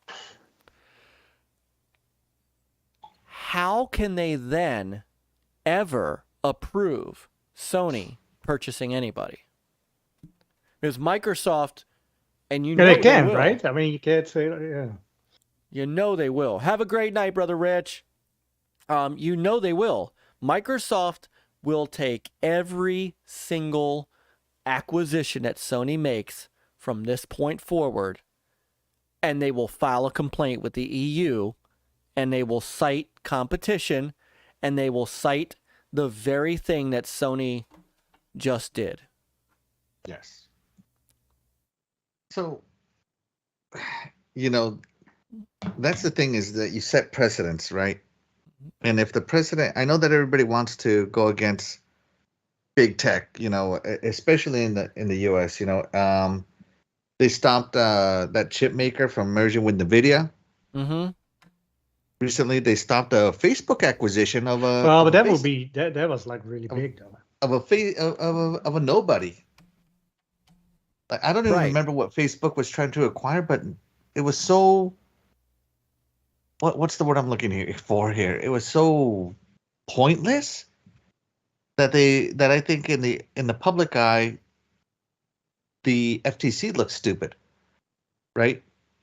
Right. And so, if the EU does the same thing, which I don't think they will look bad, and it will give Microsoft room to say, see, hypocrite, you know, and that's the thing you don't want to do. No. I still can see them buying just the Call of Duty IP and saying, like, sticking up the middle finger, saying, like, ha, we got it, you know? Yeah, we didn't get the company, we bought the IP. We didn't get the company, we just bought the IP. Now what you gonna do? You know, technically you could do it. And all the other studios, you could just buy them too without IP. I mean, they're not valuable. It's just bodies, right? Right. And you know, and Bobby Kotick, who I hate, he's the CEO I hate the most in video games, hands down. I think he's overpaid for no reason, in my opinion. But Bobby Kotick, he loves money. And if Sony cost him his lion's share of $69 billion, I would take that personally, right? So, you know how they have that marketing deal or whatever when it comes time to renew it, not this year, but next year or whatever, right? And, you know, well, Sony has first right of refusal, so how much for that marketing deal this time? I'd be like, $90 billion. Yeah. That's what I would tell Sony. You can renew for $90 billion. And you know, maybe Bobby Kotick is not that petty, but I sure am. You know? So if somebody cost me my lion's share of something, I would be upset. Because they were shopping around, right? To be they were acquired. Yeah, it's not Microsoft that knocks on the doors and they're like, hey. Yeah. They were. And they went to Microsoft and said, buy us. I mean, it's not like that's right. Even if they didn't go directly to Microsoft, but they're in the market for a buyer, and Phil Spencer says, like, heard you're looking for a buyer. Right. I'd be interested. I mean, yeah, whatever way it went. I mean, it's like, but they were shopping around. Yeah, and that's the whole thing. That it's not like Sony didn't have the opportunity to bid, but let's be honest, they couldn't afford to bid. Right. You know, here in Texas, we have a little saying, right? If you want to go the speed limit or a little under the speed limit, you stay in the right lane. If you want to go 5 miles over the speed limit, you stay in the middle lane. But the left lane is reserved for people that can afford speeding tickets. You know? If you can't afford these speeding tickets, don't get in the left lane. And that's where Sony is. You know, they can't get into that left lane for Activision and Blizzard. Right. Maybe Tencent could. Maybe. Well, we talked about Tencent getting into the act. So, you know, and who was it that said that we're going to be more aggressive? Was it Tencent? Yeah. So they're gearing up. I can see Ubisoft. They already got their claws in it, so that's pretty much a guarantee. Sister Zelda's in the house. Zelda, I love Princess Zelda so much. Well, and people forget that Embracer owns 97 studios. Talk Jeez. about, and hang on a second, I need to turn my heat down.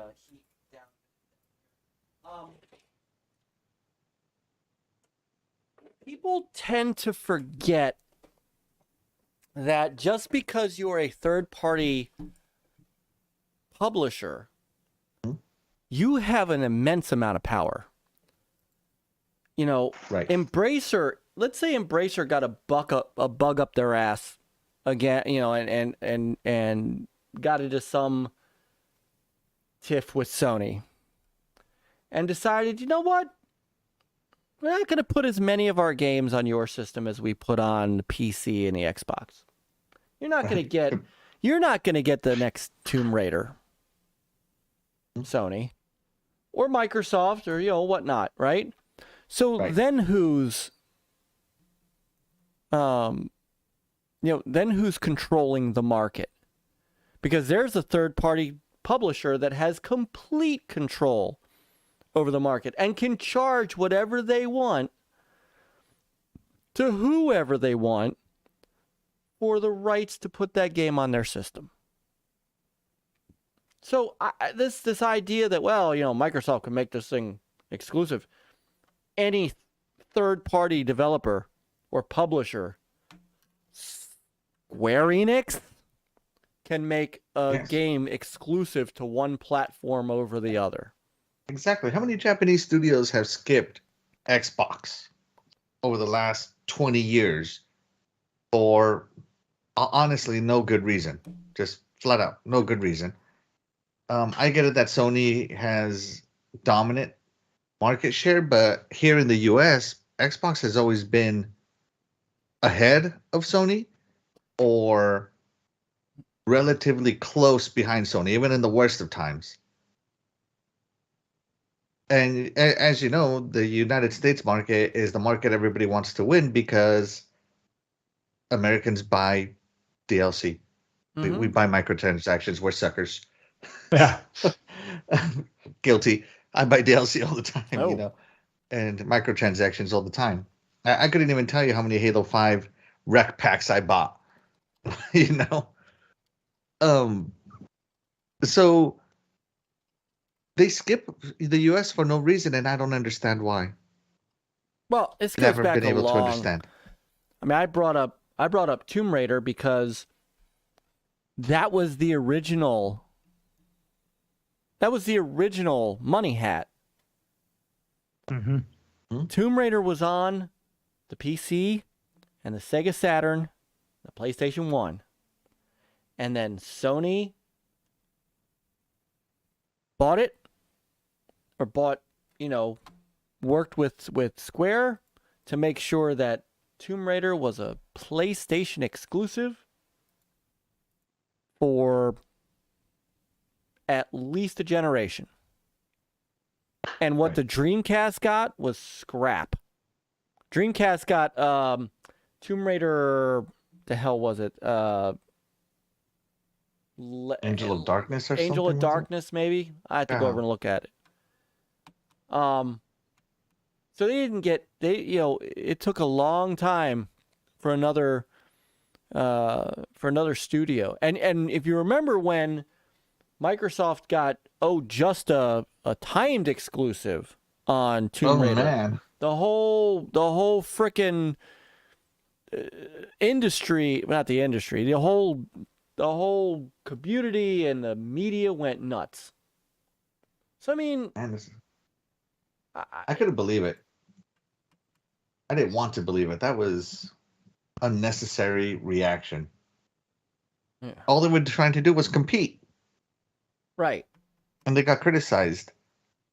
Yeah. Like, a lot of what happened in the Xbox One generation drives what's happening today. Xbox doesn't money hat third-party games anymore because, well, the Tomb Raider incident. Xbox doesn't really trust too many outside studios to develop their IPs because of the whole Scalebound, Crackdown, and Quantum Break and Rise of Rome incidents. They put a lot of money into those, and nothing was delivered that was really quite fantastic, except for I understand Rise is a good-looking game. but the gameplay loop on Rise is not that fantastic. I'll be the first I to thought say. I thought it was pretty good.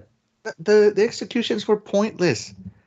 They were cool, but Yeah. you know, the guy would shine blue, yellow, red, or whatever. It didn't matter. I just hit green, and he still died.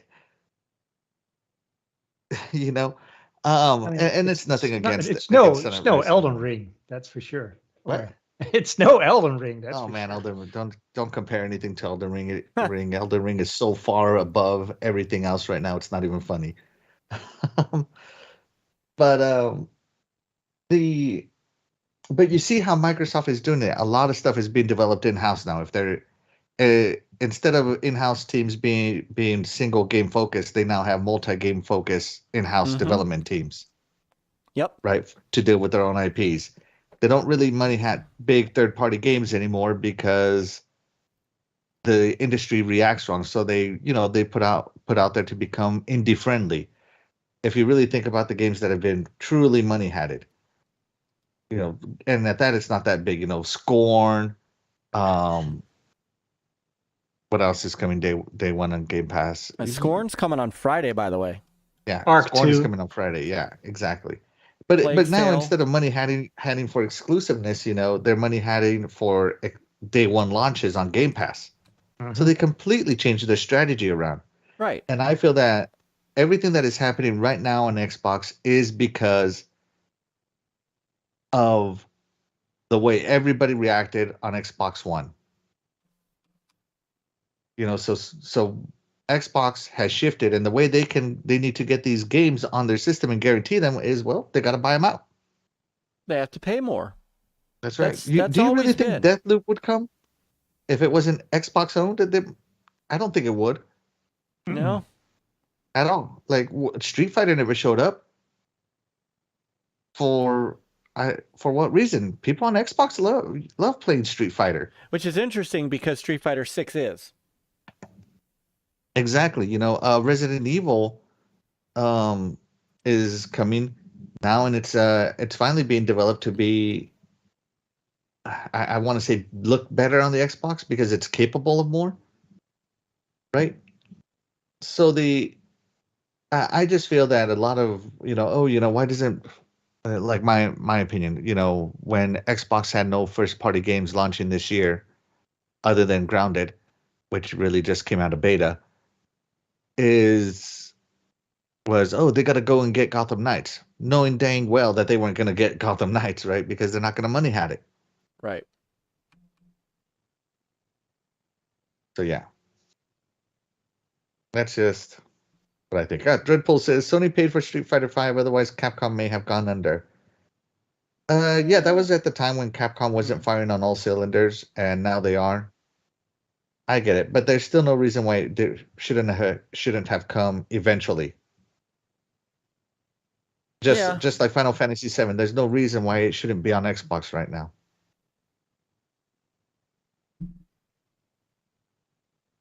So yeah, sorry. I know I went off on a way tangent. No, it's okay. It's part of the conversation, and it makes Good tangent. Yeah, I mean it's. I agree. It is.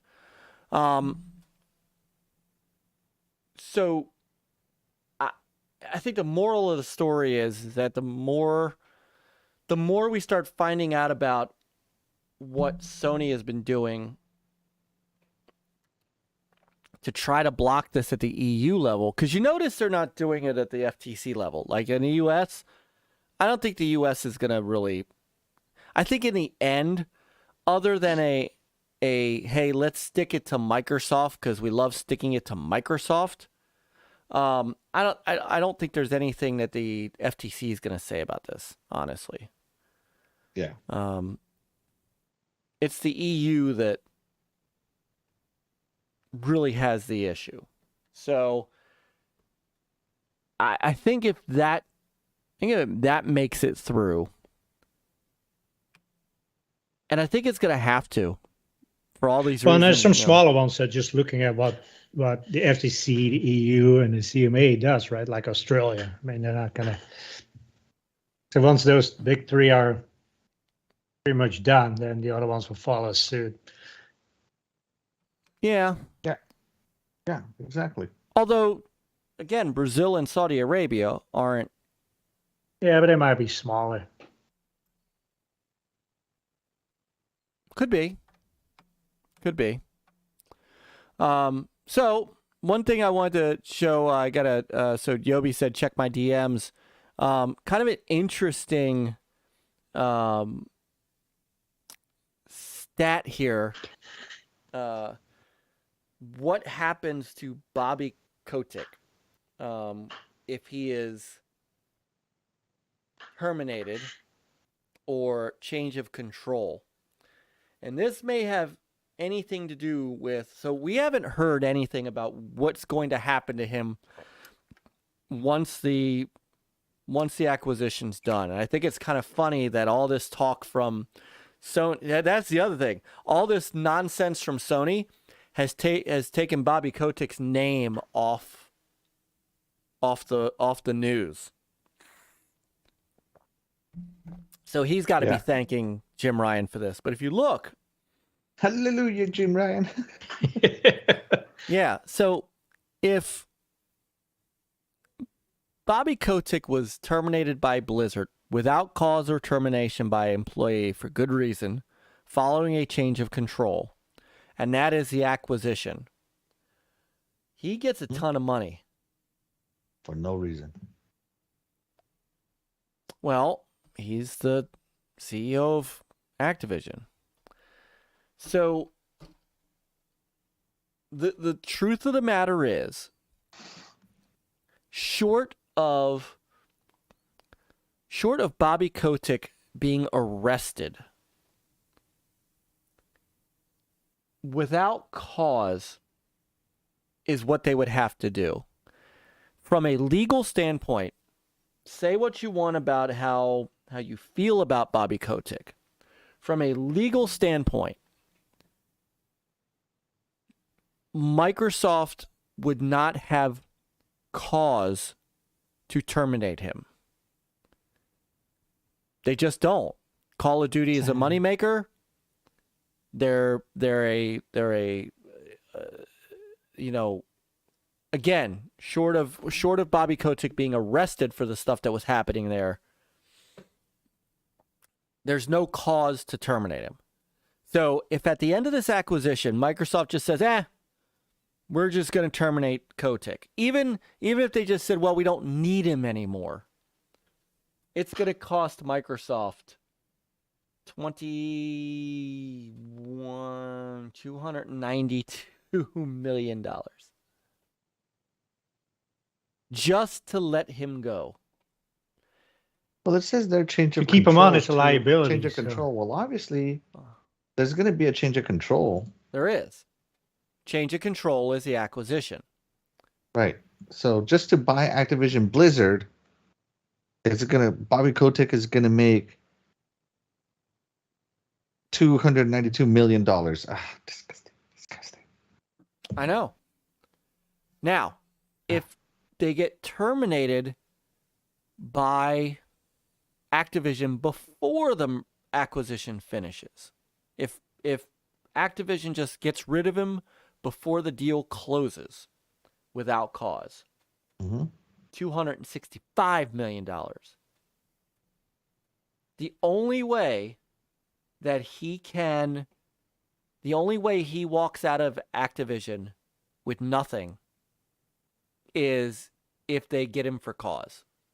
And Hasslehoff, so he says the acquisition was spurred by a stock price drop. Bobby underperformed with market growth, lack of new product, and delays with Overwatch 2. Problem is, that's not cause. That's not cause. Stock prices drop and recover all the time. And Overwatch 2, while was delayed, is out. And a hit. Yeah, it made it to market. Bobby Kotick would have to have been directly embroiled in the sexual harassment allegations. Like, he literally would have had to have been caught doing the stuff in order for there to be cause. It's just the way It's just the way the legal business system works. It just is. I just want everybody to know that Bobby Kotick fondled me inappropriately right now. So if he dies, he doesn't get any salary-based severance. But I think if he dies, he gets $252 million. I don't know how that happens. I guess to his family. But Yeah. if Phil Spencer kneecaps him like Tanya Harding, he gets $253 million. So,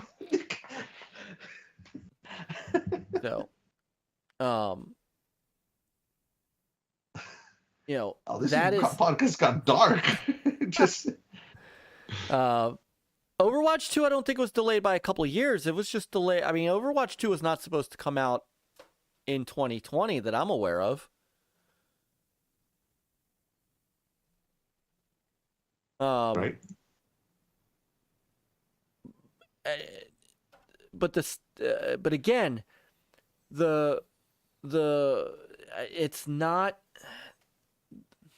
That's not cause, because Activision is not losing money.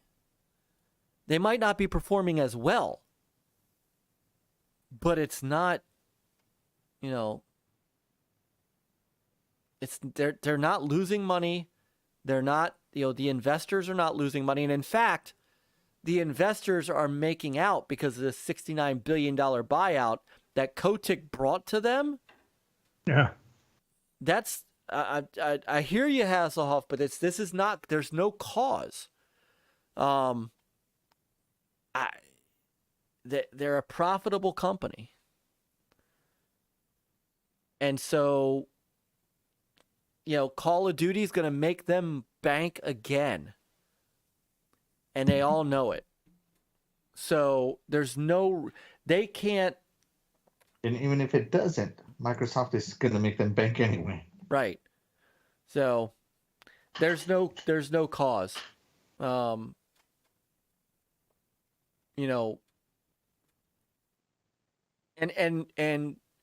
again, if they felt that, Hasslehoff, that investors wanted growth, but the investors were not going to vote him out for that.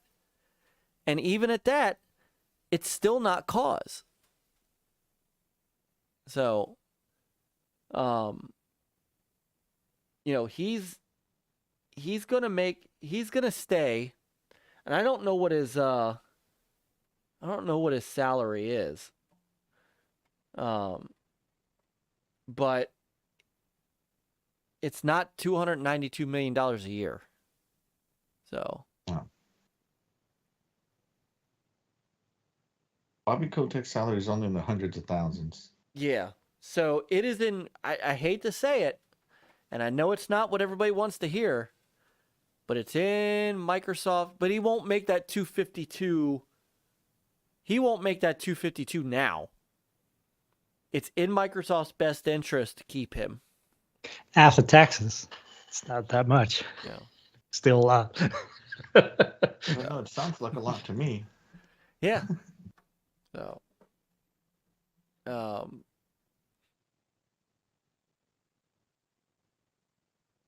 look it up too, because I've been through this. So I'll give you a great example.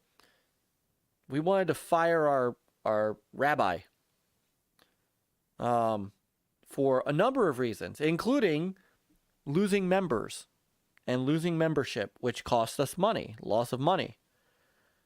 That wasn't cause. We couldn't, because he would have walked away with 2 years of salary, because it's not cause. Good to be the rabbi. Yeah. Hold on. What is cause in termination? I mean, Because for a CEO? Yeah. For a CEO, it basically is just underperforming. Well, but it's typically misconduct on the part of the employee. You have to have sufficient reason and a potential. Okay. gross misconduct, deliberate unacceptable behavior by employee that is not. All right. So you can't fire him for gross misconduct, because whether or not the game underperforms, whether or not, I mean, he has no control over the market. So, you can't fire Bobby Kotick, because that's not gross. It's just not gross negligence. Misconduct. So misconduct would be violence, drug and alcohol abuse, misuse of company computers and equipment, theft of property, sexual harassment.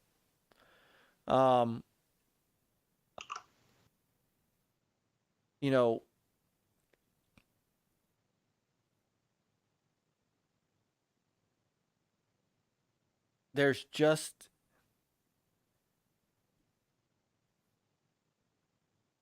the real meaning behind this type of dismissal is that the employee's actions or performance didn't prompt the move.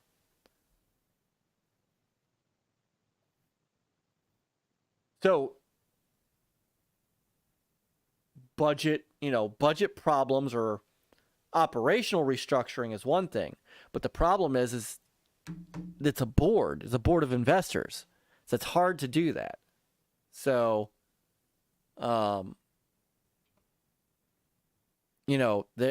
again, I'm well aware of what cause is in this. They couldn't, because if they could, he'd be out by now. That's the other issue. If they could have fired him for cause, they would have. They would have after the state of California sued Activision. Then it becomes cause of duty.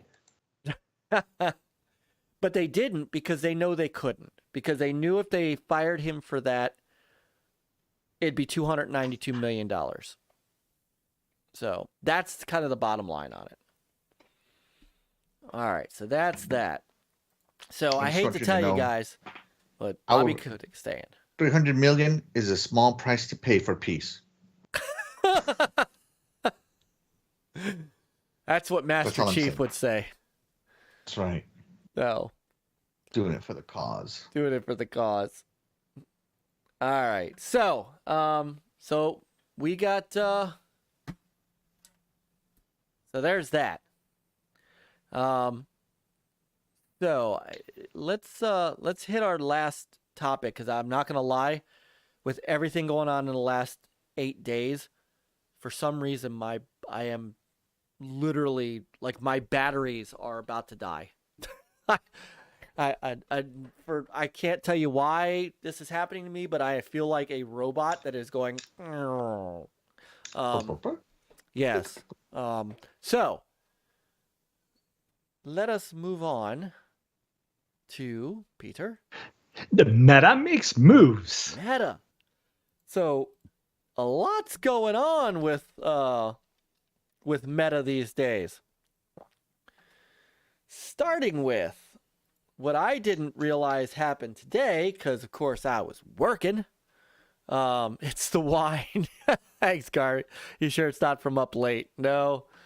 And Steam Deck's no longer needing pre-orders. If you order one, you get it. Too. There you go. So get this nonsense. The Meta Quest Pro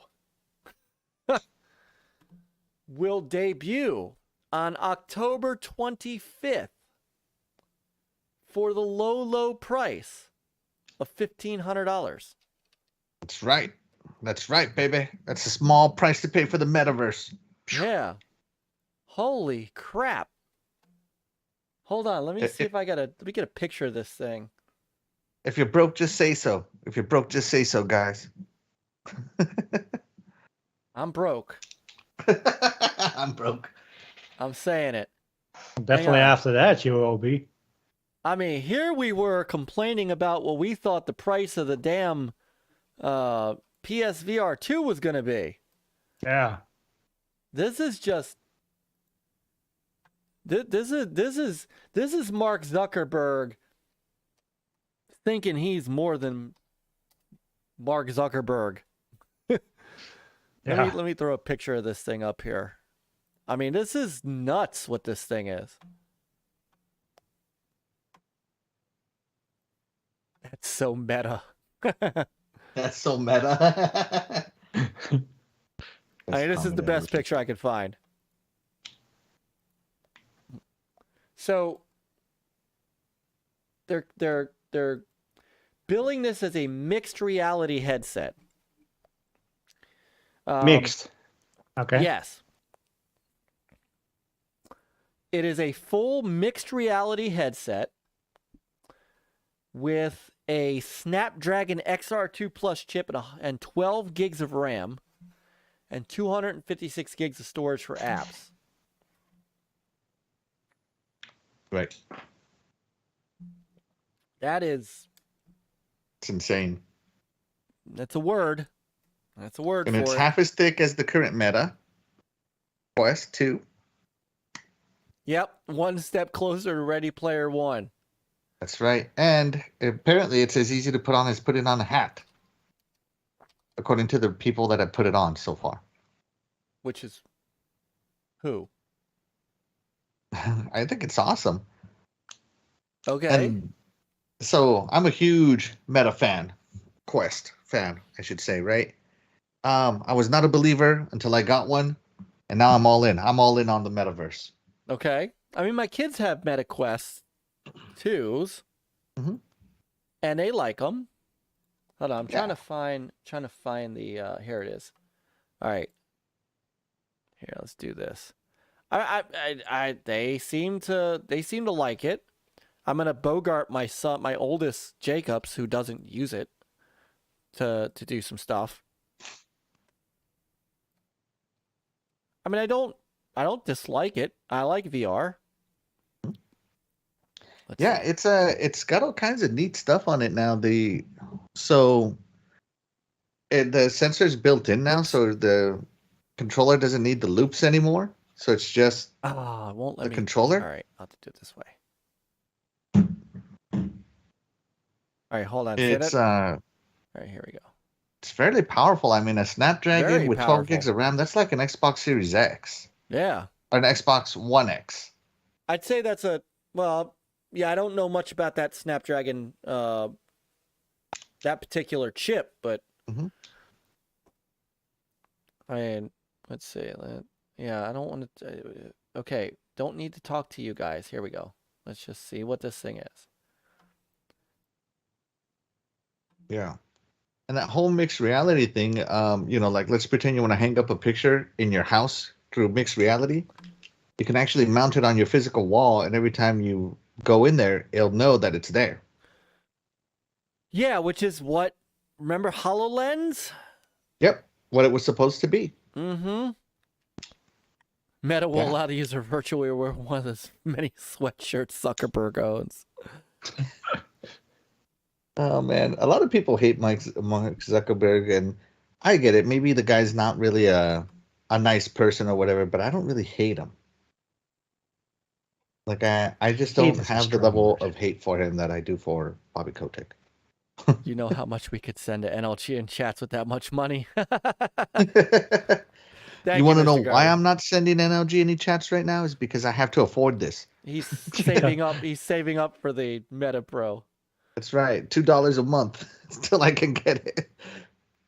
I mean, this kind of puts into perspective that unless the PSVR 2 is $1,000, I think Sony's going to win that battle. Well, is it because the PlayStation needed to run it as $500? That's a good point. The VR headset on the PlayStation, it's a pass-through. That's a good point. It's not the actual hardware, whereas the MetaQuest is the actual hardware. That's a good point. And completely wireless. That's right. That's the best wireless. part. Right now I'm playing Half-Life Alyx on my Quest, right? Yeah. And I have to have this wire right here, plugged in right here, to play it. And so this wire that I needed that had enough bandwidth to play Half-Life Alyx 2 cost me $75.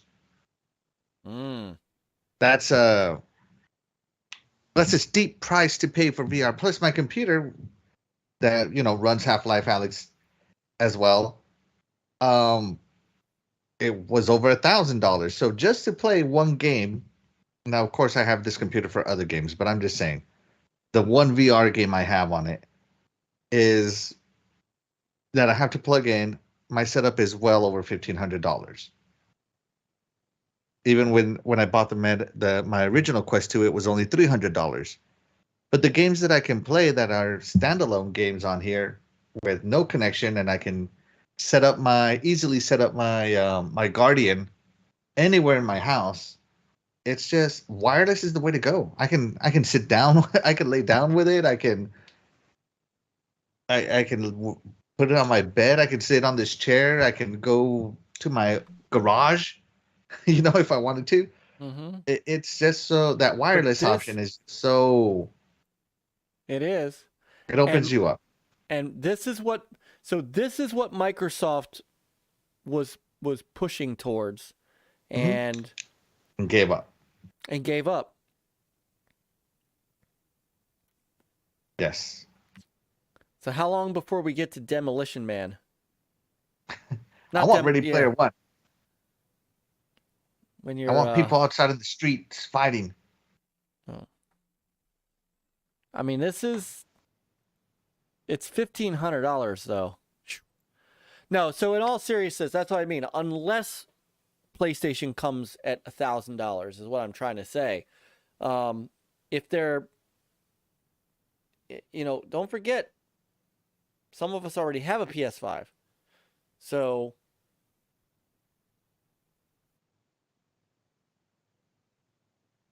I mean, $1,500 is a lot of money for a headset. There's no way I'm getting one. There's no chance. Yeah, you can buy a 4090. That's right. 4090. Yeah, I could buy a new keyboard for my band. So. Yeah. What could I buy for $1,500 that I don't already have? I can't think of anything right now. And it's not because I have a bunch of expensive stuff. It's just that there's nothing out there for $1,500 that I want. Right. Everything that I want is much cheaper than $1,500. This is hilarious. This is all the stuff that Microsoft was talking about. Every bit of what Microsoft was talking about with HoloLens. And Zuckerberg's going to beat them to the punch in the consumer market.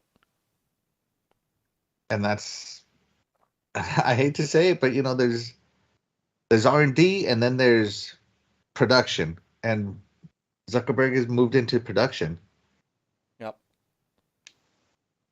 And that's just the way that goes. And not so just I'm wondering if the Quest Pro replaces the Rift. Because right now the Rift is still more advanced than the Quest 2.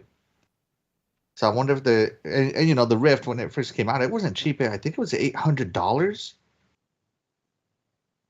The Rift. So, and it wasn't standalone, it was wired. So, yeah, the technology is just awesome on it. I really like it. $1,500 is a steep price to pay. That's more expensive than this next cell phone I want. Yeah. Just putting that out there. So I think that they're going to need a killer app other than Horizon Worlds, Horizon Workrooms, and Horizon Workplace, and Meta Portal. They're going to need more than that to sell this headset. They're going to need a killer game app at $1,500. And right now, the game to beat is Half-Life Alyx. Perhaps. Oh, no. Have you played Half-Life Alyx, Myke? Not yet. Oh my God, it's on another level. If I could, can I brag about Half-Life Alyx for a little while? You can give us a little skinny on Half-Life Alyx. So, Half-Life Alyx, the physics in it are far above anything that any other VR game I've ever played. Like even like fully realized VR games feel like small experiences. Mm-hmm. Even if they're really good. Something like Vader Immortal, right? When I Let me first turn on loaded up closed Vader captions. Moto and I looked around and I was like, wow, this is Oh, amazing. look at this. Microsoft has been. Yes. And then Half-Life Alyx, though, is on a whole another level. It's like a full-fledged game. The bad guys are fast, but not so fast that they mess up your VR because things have to move a little slower for VR, right? Mm-hmm. You actually have to aim down sights on the gun that you're using in Half-Life Alyx. You can't just point it and shoot. There is very little aim assist in Half-Life Alyx. And then you get the dark areas in Half-Life Alyx are like pitch black dark. They're not a little dark. They're really dark. So you get this little flashlight that you put kind of on your knuckle here. And you can only see where your other hand is pointing. It's so dark you cannot even see your gun. So in Half-Life Alyx, you have to reload. So you have to drop a magazine, reach back. So imagine my flashlight is here. Reach back. Now my flashlight is behind me. Grab another thing. And by memory, kind of put it where it belongs. Put the magazine where it belongs. And cock the gun back. And all this time, your flashlight is not pointed towards wherever it is you were looking. And you got to put your flashlight back, resight yourself, and start shooting. Again, it's intense. It is a really, really good game. You should definitely play it. Okay. I will. It's on PSVR, right? No, Oh.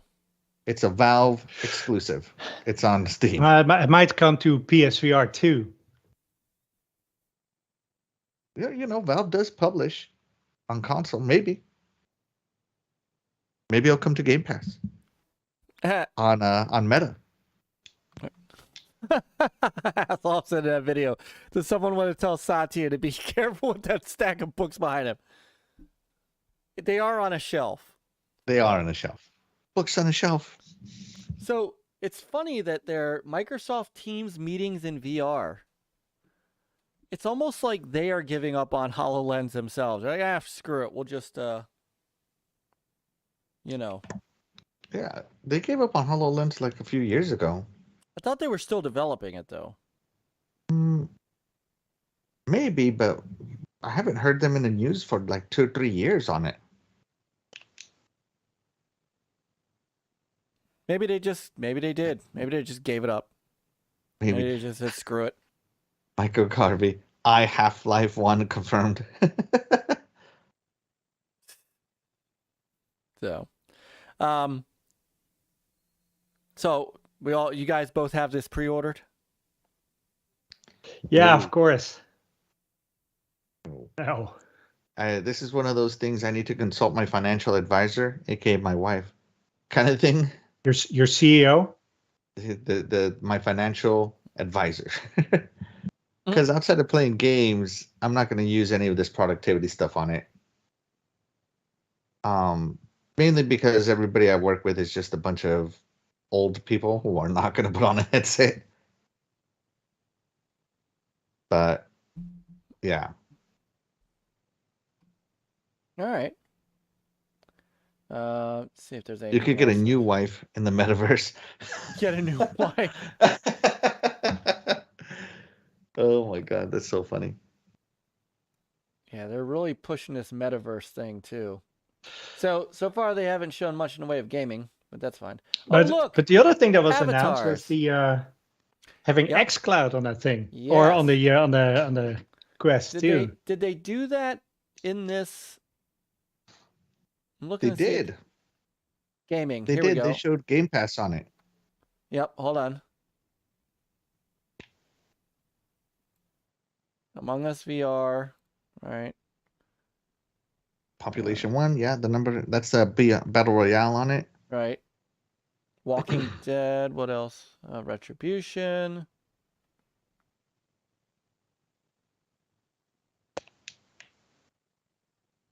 I might replay Halo in VR just to do it.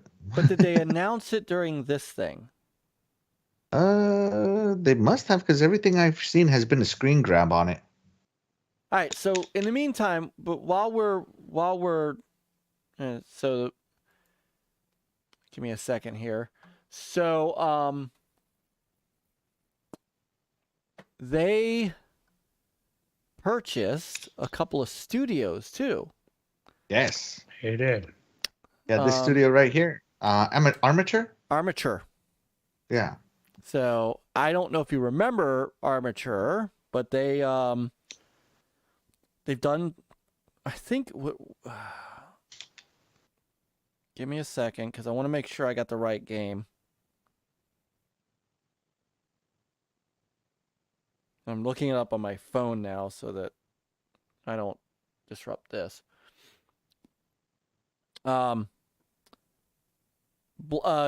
Batman. Oh, Recore.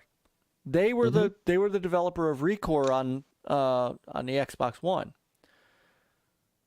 That's how I know. Oh yeah, you're right. So they were purchased. The developer of Iron Man VR, as Hasslehoff said, they bought them, and then they bought Twisted Pixel. And I don't know if you guys remember Twisted Pixel, but I do. They made the Splosion Man games. Yes, That's right. That's right. And they did. They did another game right before they parted with Microsoft. Explosion Man? No, they did Splosion Man and Miss Splosion Man, but they did something else too, I thought. They did the Maw, but that was not just the Gunstringer. They did I the love the Gunstringer. Gunstringer. It's the best Connect game. Yep. So, and now this is so funny. They're now on Oculus. Now it's Oculus Studios, and now they're bringing that just sounds weird. I know. And I tell you what, this you was meta haters. This was not the worst. This was not the worst VR game. There were some things about this that I would have liked for them to have done better. But Iron Man VR was pretty cool. The flying scenes were really neat. Didn't one of those studios work on a Metroid title? Nick would know that. Nick, before you go.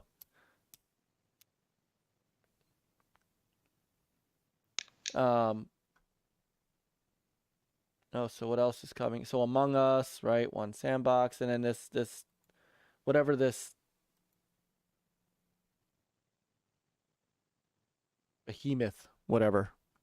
So Oculus was a scary movie. So there you go.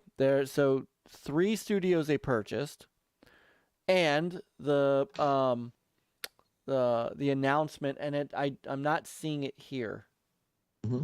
So I don't know. Let's take a look. Excuse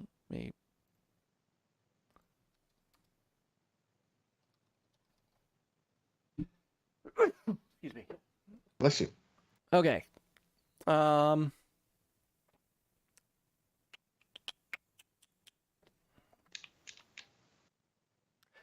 so it was during. I guess it was during a talk with something with Satya Nadella announced that xCloud Gaming is coming to Oculus Quest. That's right.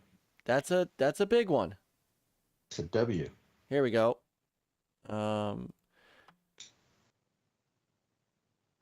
Sorry, I wish I could. There we go. So there you have it. xCloud Gaming.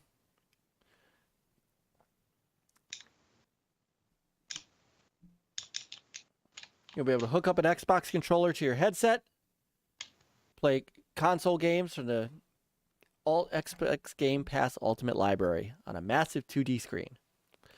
So I will say, I will have a good night, Brother Nick. Have a great night, Brother Hasslehoff. Good night. Thank you so much for tuning in. We will talk, brother. We will talk. I like this with the PSVR as well. Not the xCloud Gaming, of course, but at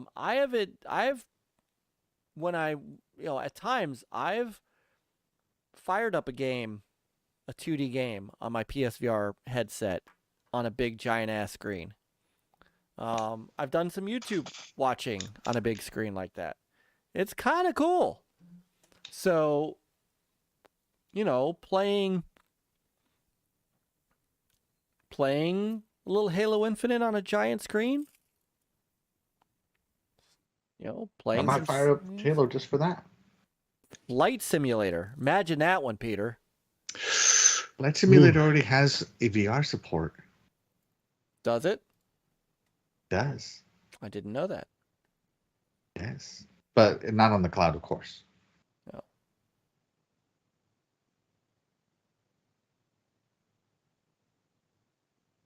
But this is Peter, you want to go flying? Yeah. Let's go to the meta. Let's go meta flying. there you go. So, just when you thought, in this time when other companies are ditching their stuff, Stadia, Google Stadia, Google Stadia.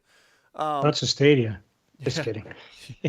You're not wrong, What's a state? I never heard of her. right? There's nothing like watching Phil Harrison destroy yet another company. So, but yeah, Stadia is going to shut down on January 18th. So, while they're shutting stuff down, and really you don't hear a whole lot about Amazon Luna and things like that, Zuckerberg is kicking it up, what was the other HTC Vive? You don't hear much about the Vive, right? Yeah, the Vive. I'm The trying Index. to think right, all of those other VR headsets. This is the one that's lasted. And now, no, they're not big companies. They're not big developers, but acquiring a couple of game developers, it shows that they're trying to be the big player in the market. I think it's great. I think it's great that somebody is taking VR so seriously that it's literally their only focus. Right. Have a great night, brother Relic. Garvey, I ate a Zucker burger. It was tasty. What is this? Oh How do you my come up with these God. things? That's so great. I think it's great that there's someone out there that just wants to do VR, that is focused on just VR to drive the industry forward. Because VR has existed since I've been a kid, Myke. I don't know when it existed for you, but to me, it's been since the late '80s, early '90s. Not great, but it has existed. Well, the Virtual Boy. Yeah. You put on those older VR headsets and they were just polygon 3D shapes, simple polygons, not Agreed. complex. No, it's true. I haven't seen it. I didn't see it in the 80s. But they always talked about it back then. They talked about it in the 80s and the 90s, and you had TV shows that were based on it. Remember that whole scene in was it Disclosure? The Michael was it Michael Douglas and who was in that? Demi Moore, that movie where she sexually harassed him and then got tried to get him fired, and he had that whole Cruel Intention? No, not Cruel Intention. no, it's called Disclosure or Oh, hold on. Yeah, Disclosure. okay. And there was a scene in there where it was a 90s movie, and there was a scene in there where he had to go and get evidence of stuff Demi Moore was doing to sabotage the company to get her fired. And he went into this hotel room where there was this whole VR setup, and he VR'd his way through files and stuff like that. So there's there's a couple things. It was back there. It was there back then, but not mainstream like it is now. Right. Yeah, no, and it really, Oculus really got the talk going of getting VR serious. That guy that wanted to design the Oculus headset because he was disappointed with all the headsets that existed. And, once he started making a high-end headset and people showed that they were excited for it, then the HTC Vive came out. Eventually the Valve Index came out. Everybody started making headsets. But when it comes to first party making VR games, I think PlayStation's in the lead right now. Well, sure. As far as first party is concerned, and Meta's really the VR competitor. Now they're not trying to get into the console space. They're in their. Would VR headsets be their own console? Well, in Meta's case, yes. Yeah. And now But they've got internal studios that are making content for them. Exactly. I wonder if Jim Ryan's going to go and bitch to the EU about this. Those mergers aren't fair. They took Iron Man. Right. Peter, what game are you playing? Oh, Phoenix Rising. Nice. That's a good game. Yeah, people haven't played this. They should give it a shot. Yes. All right. Sure. It's almost midnight. We've gone 2 hours. When you count, having to start over because of damn OBS. But I think that we've covered all the main news. I mean, there wasn't a lot that was going on, but I think we covered most of it, right? Is there anything else that I missed? Yeah, I think we covered most of it. Yeah. So, oh my God. So Take-Two is trending. Uh-huh. Uh-oh. What'd they do? Well, because of what they said. Don't scroll down that trend. Why? Not, Bad? it's not all video games. No. Oh. Oh. Oh, how does Myke, that get on Twitter? Avert your eyes. Avert your eyes. How does that shit get on Twitter? Hold on. Oh, Charlie Hustle retweeted this. John Carpenter says he would like to write a soundtrack for a video game, but no one's asked him yet. All right. All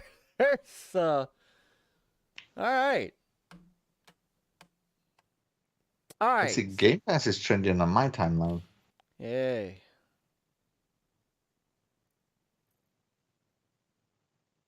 Let's see. Myke, you never talked to us about what you're playing this week. What I'm playing this week? Yeah. But he will be playing? Well, I don't know what. Oh, what he should be playing. What I should be playing. What should I be playing? Half-Life Immortal Alyx. Phoenix Rising. Yeah, I think it's on xCloud as well. So. Yes. Actually, I'll tell you what I did also start playing, and I'm not 100% sure about it yet. Chorus. I did start playing Chorus. I've played it. I think I almost finished that one. It's okay. Then I stopped playing. I'm not sure it's the killer game that it was made out to be, but it's okay. I started playing it on the cloud, and I'm thinking that I might want to download it to get the full 60 FPS and whatnot. Yeah, I agree with you. I was so excited for Chorus, and it's not what I thought it was going to be. So I'm like, okay, it's okay. I can adjust. No, I can't. It's just not as good of a game as I thought. Maybe I need to get into the story or something.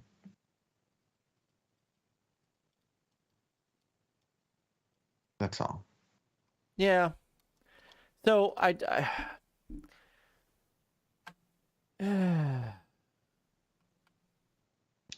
I don't know.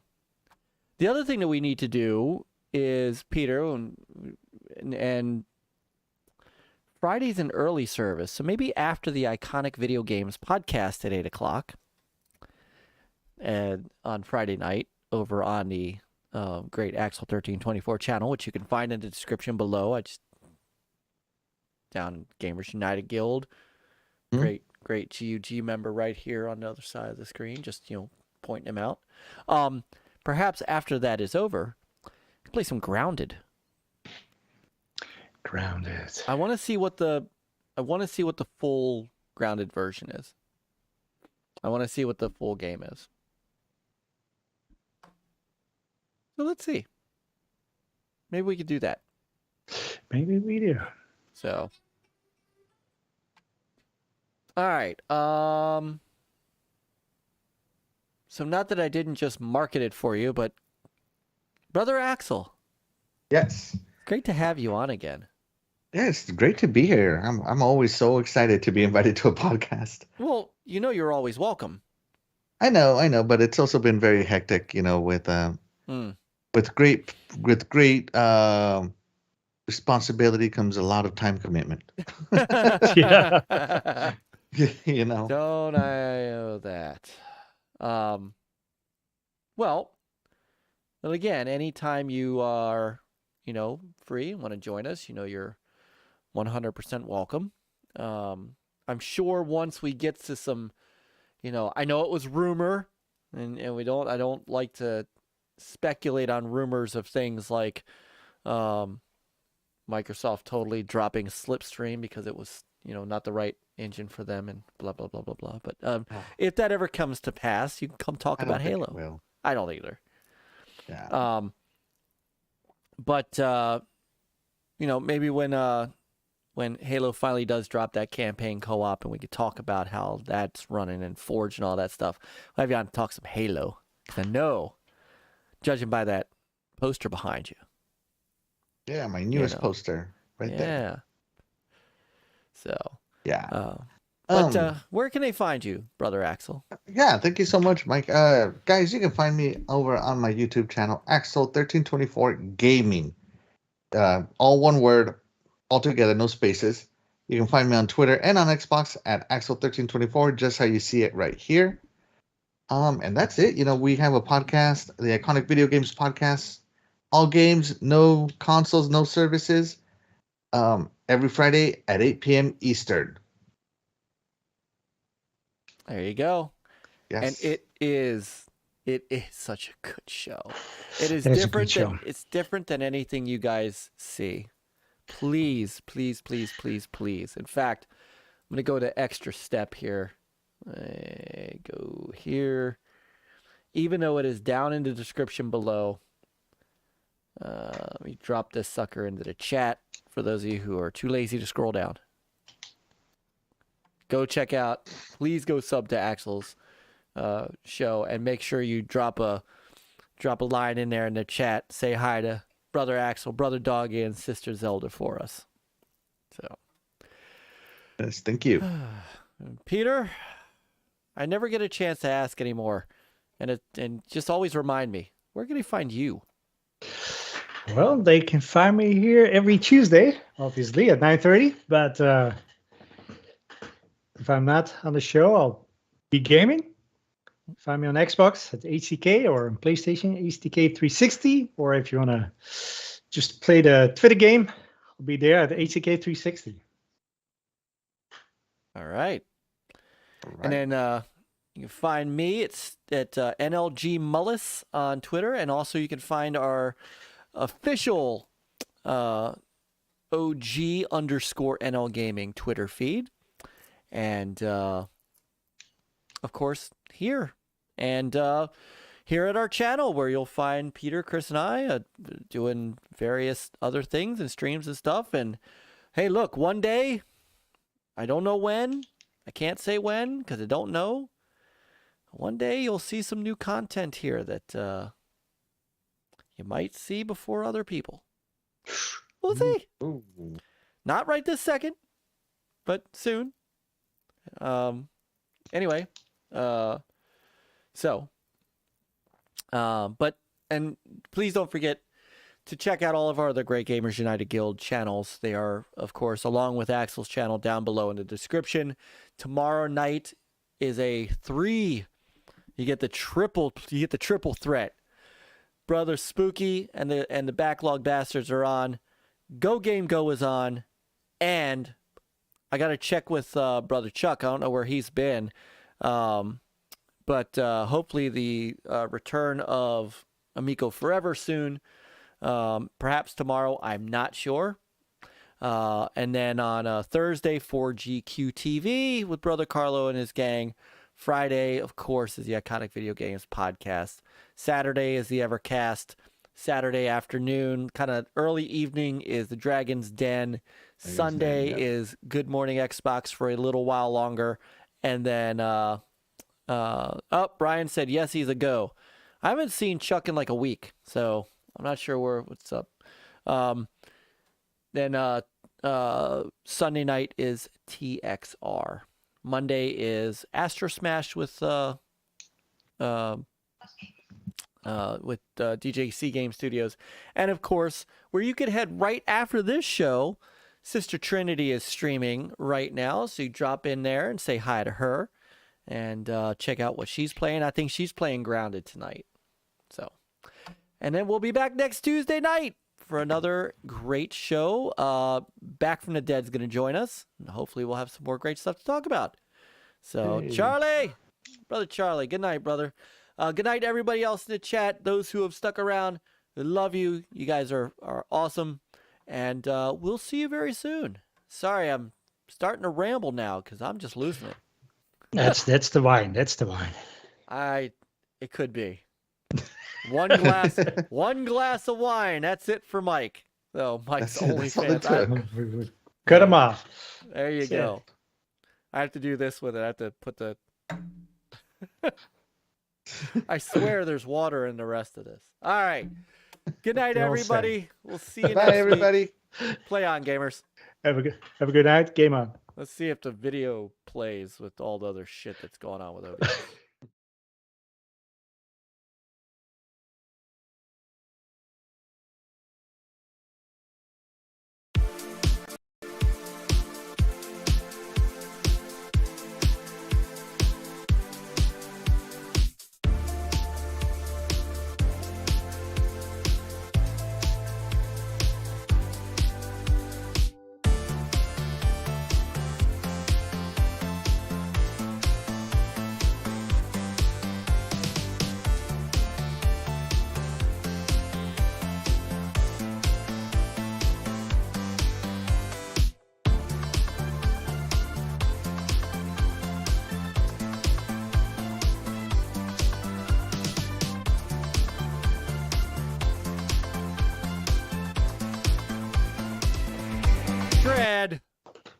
Dread.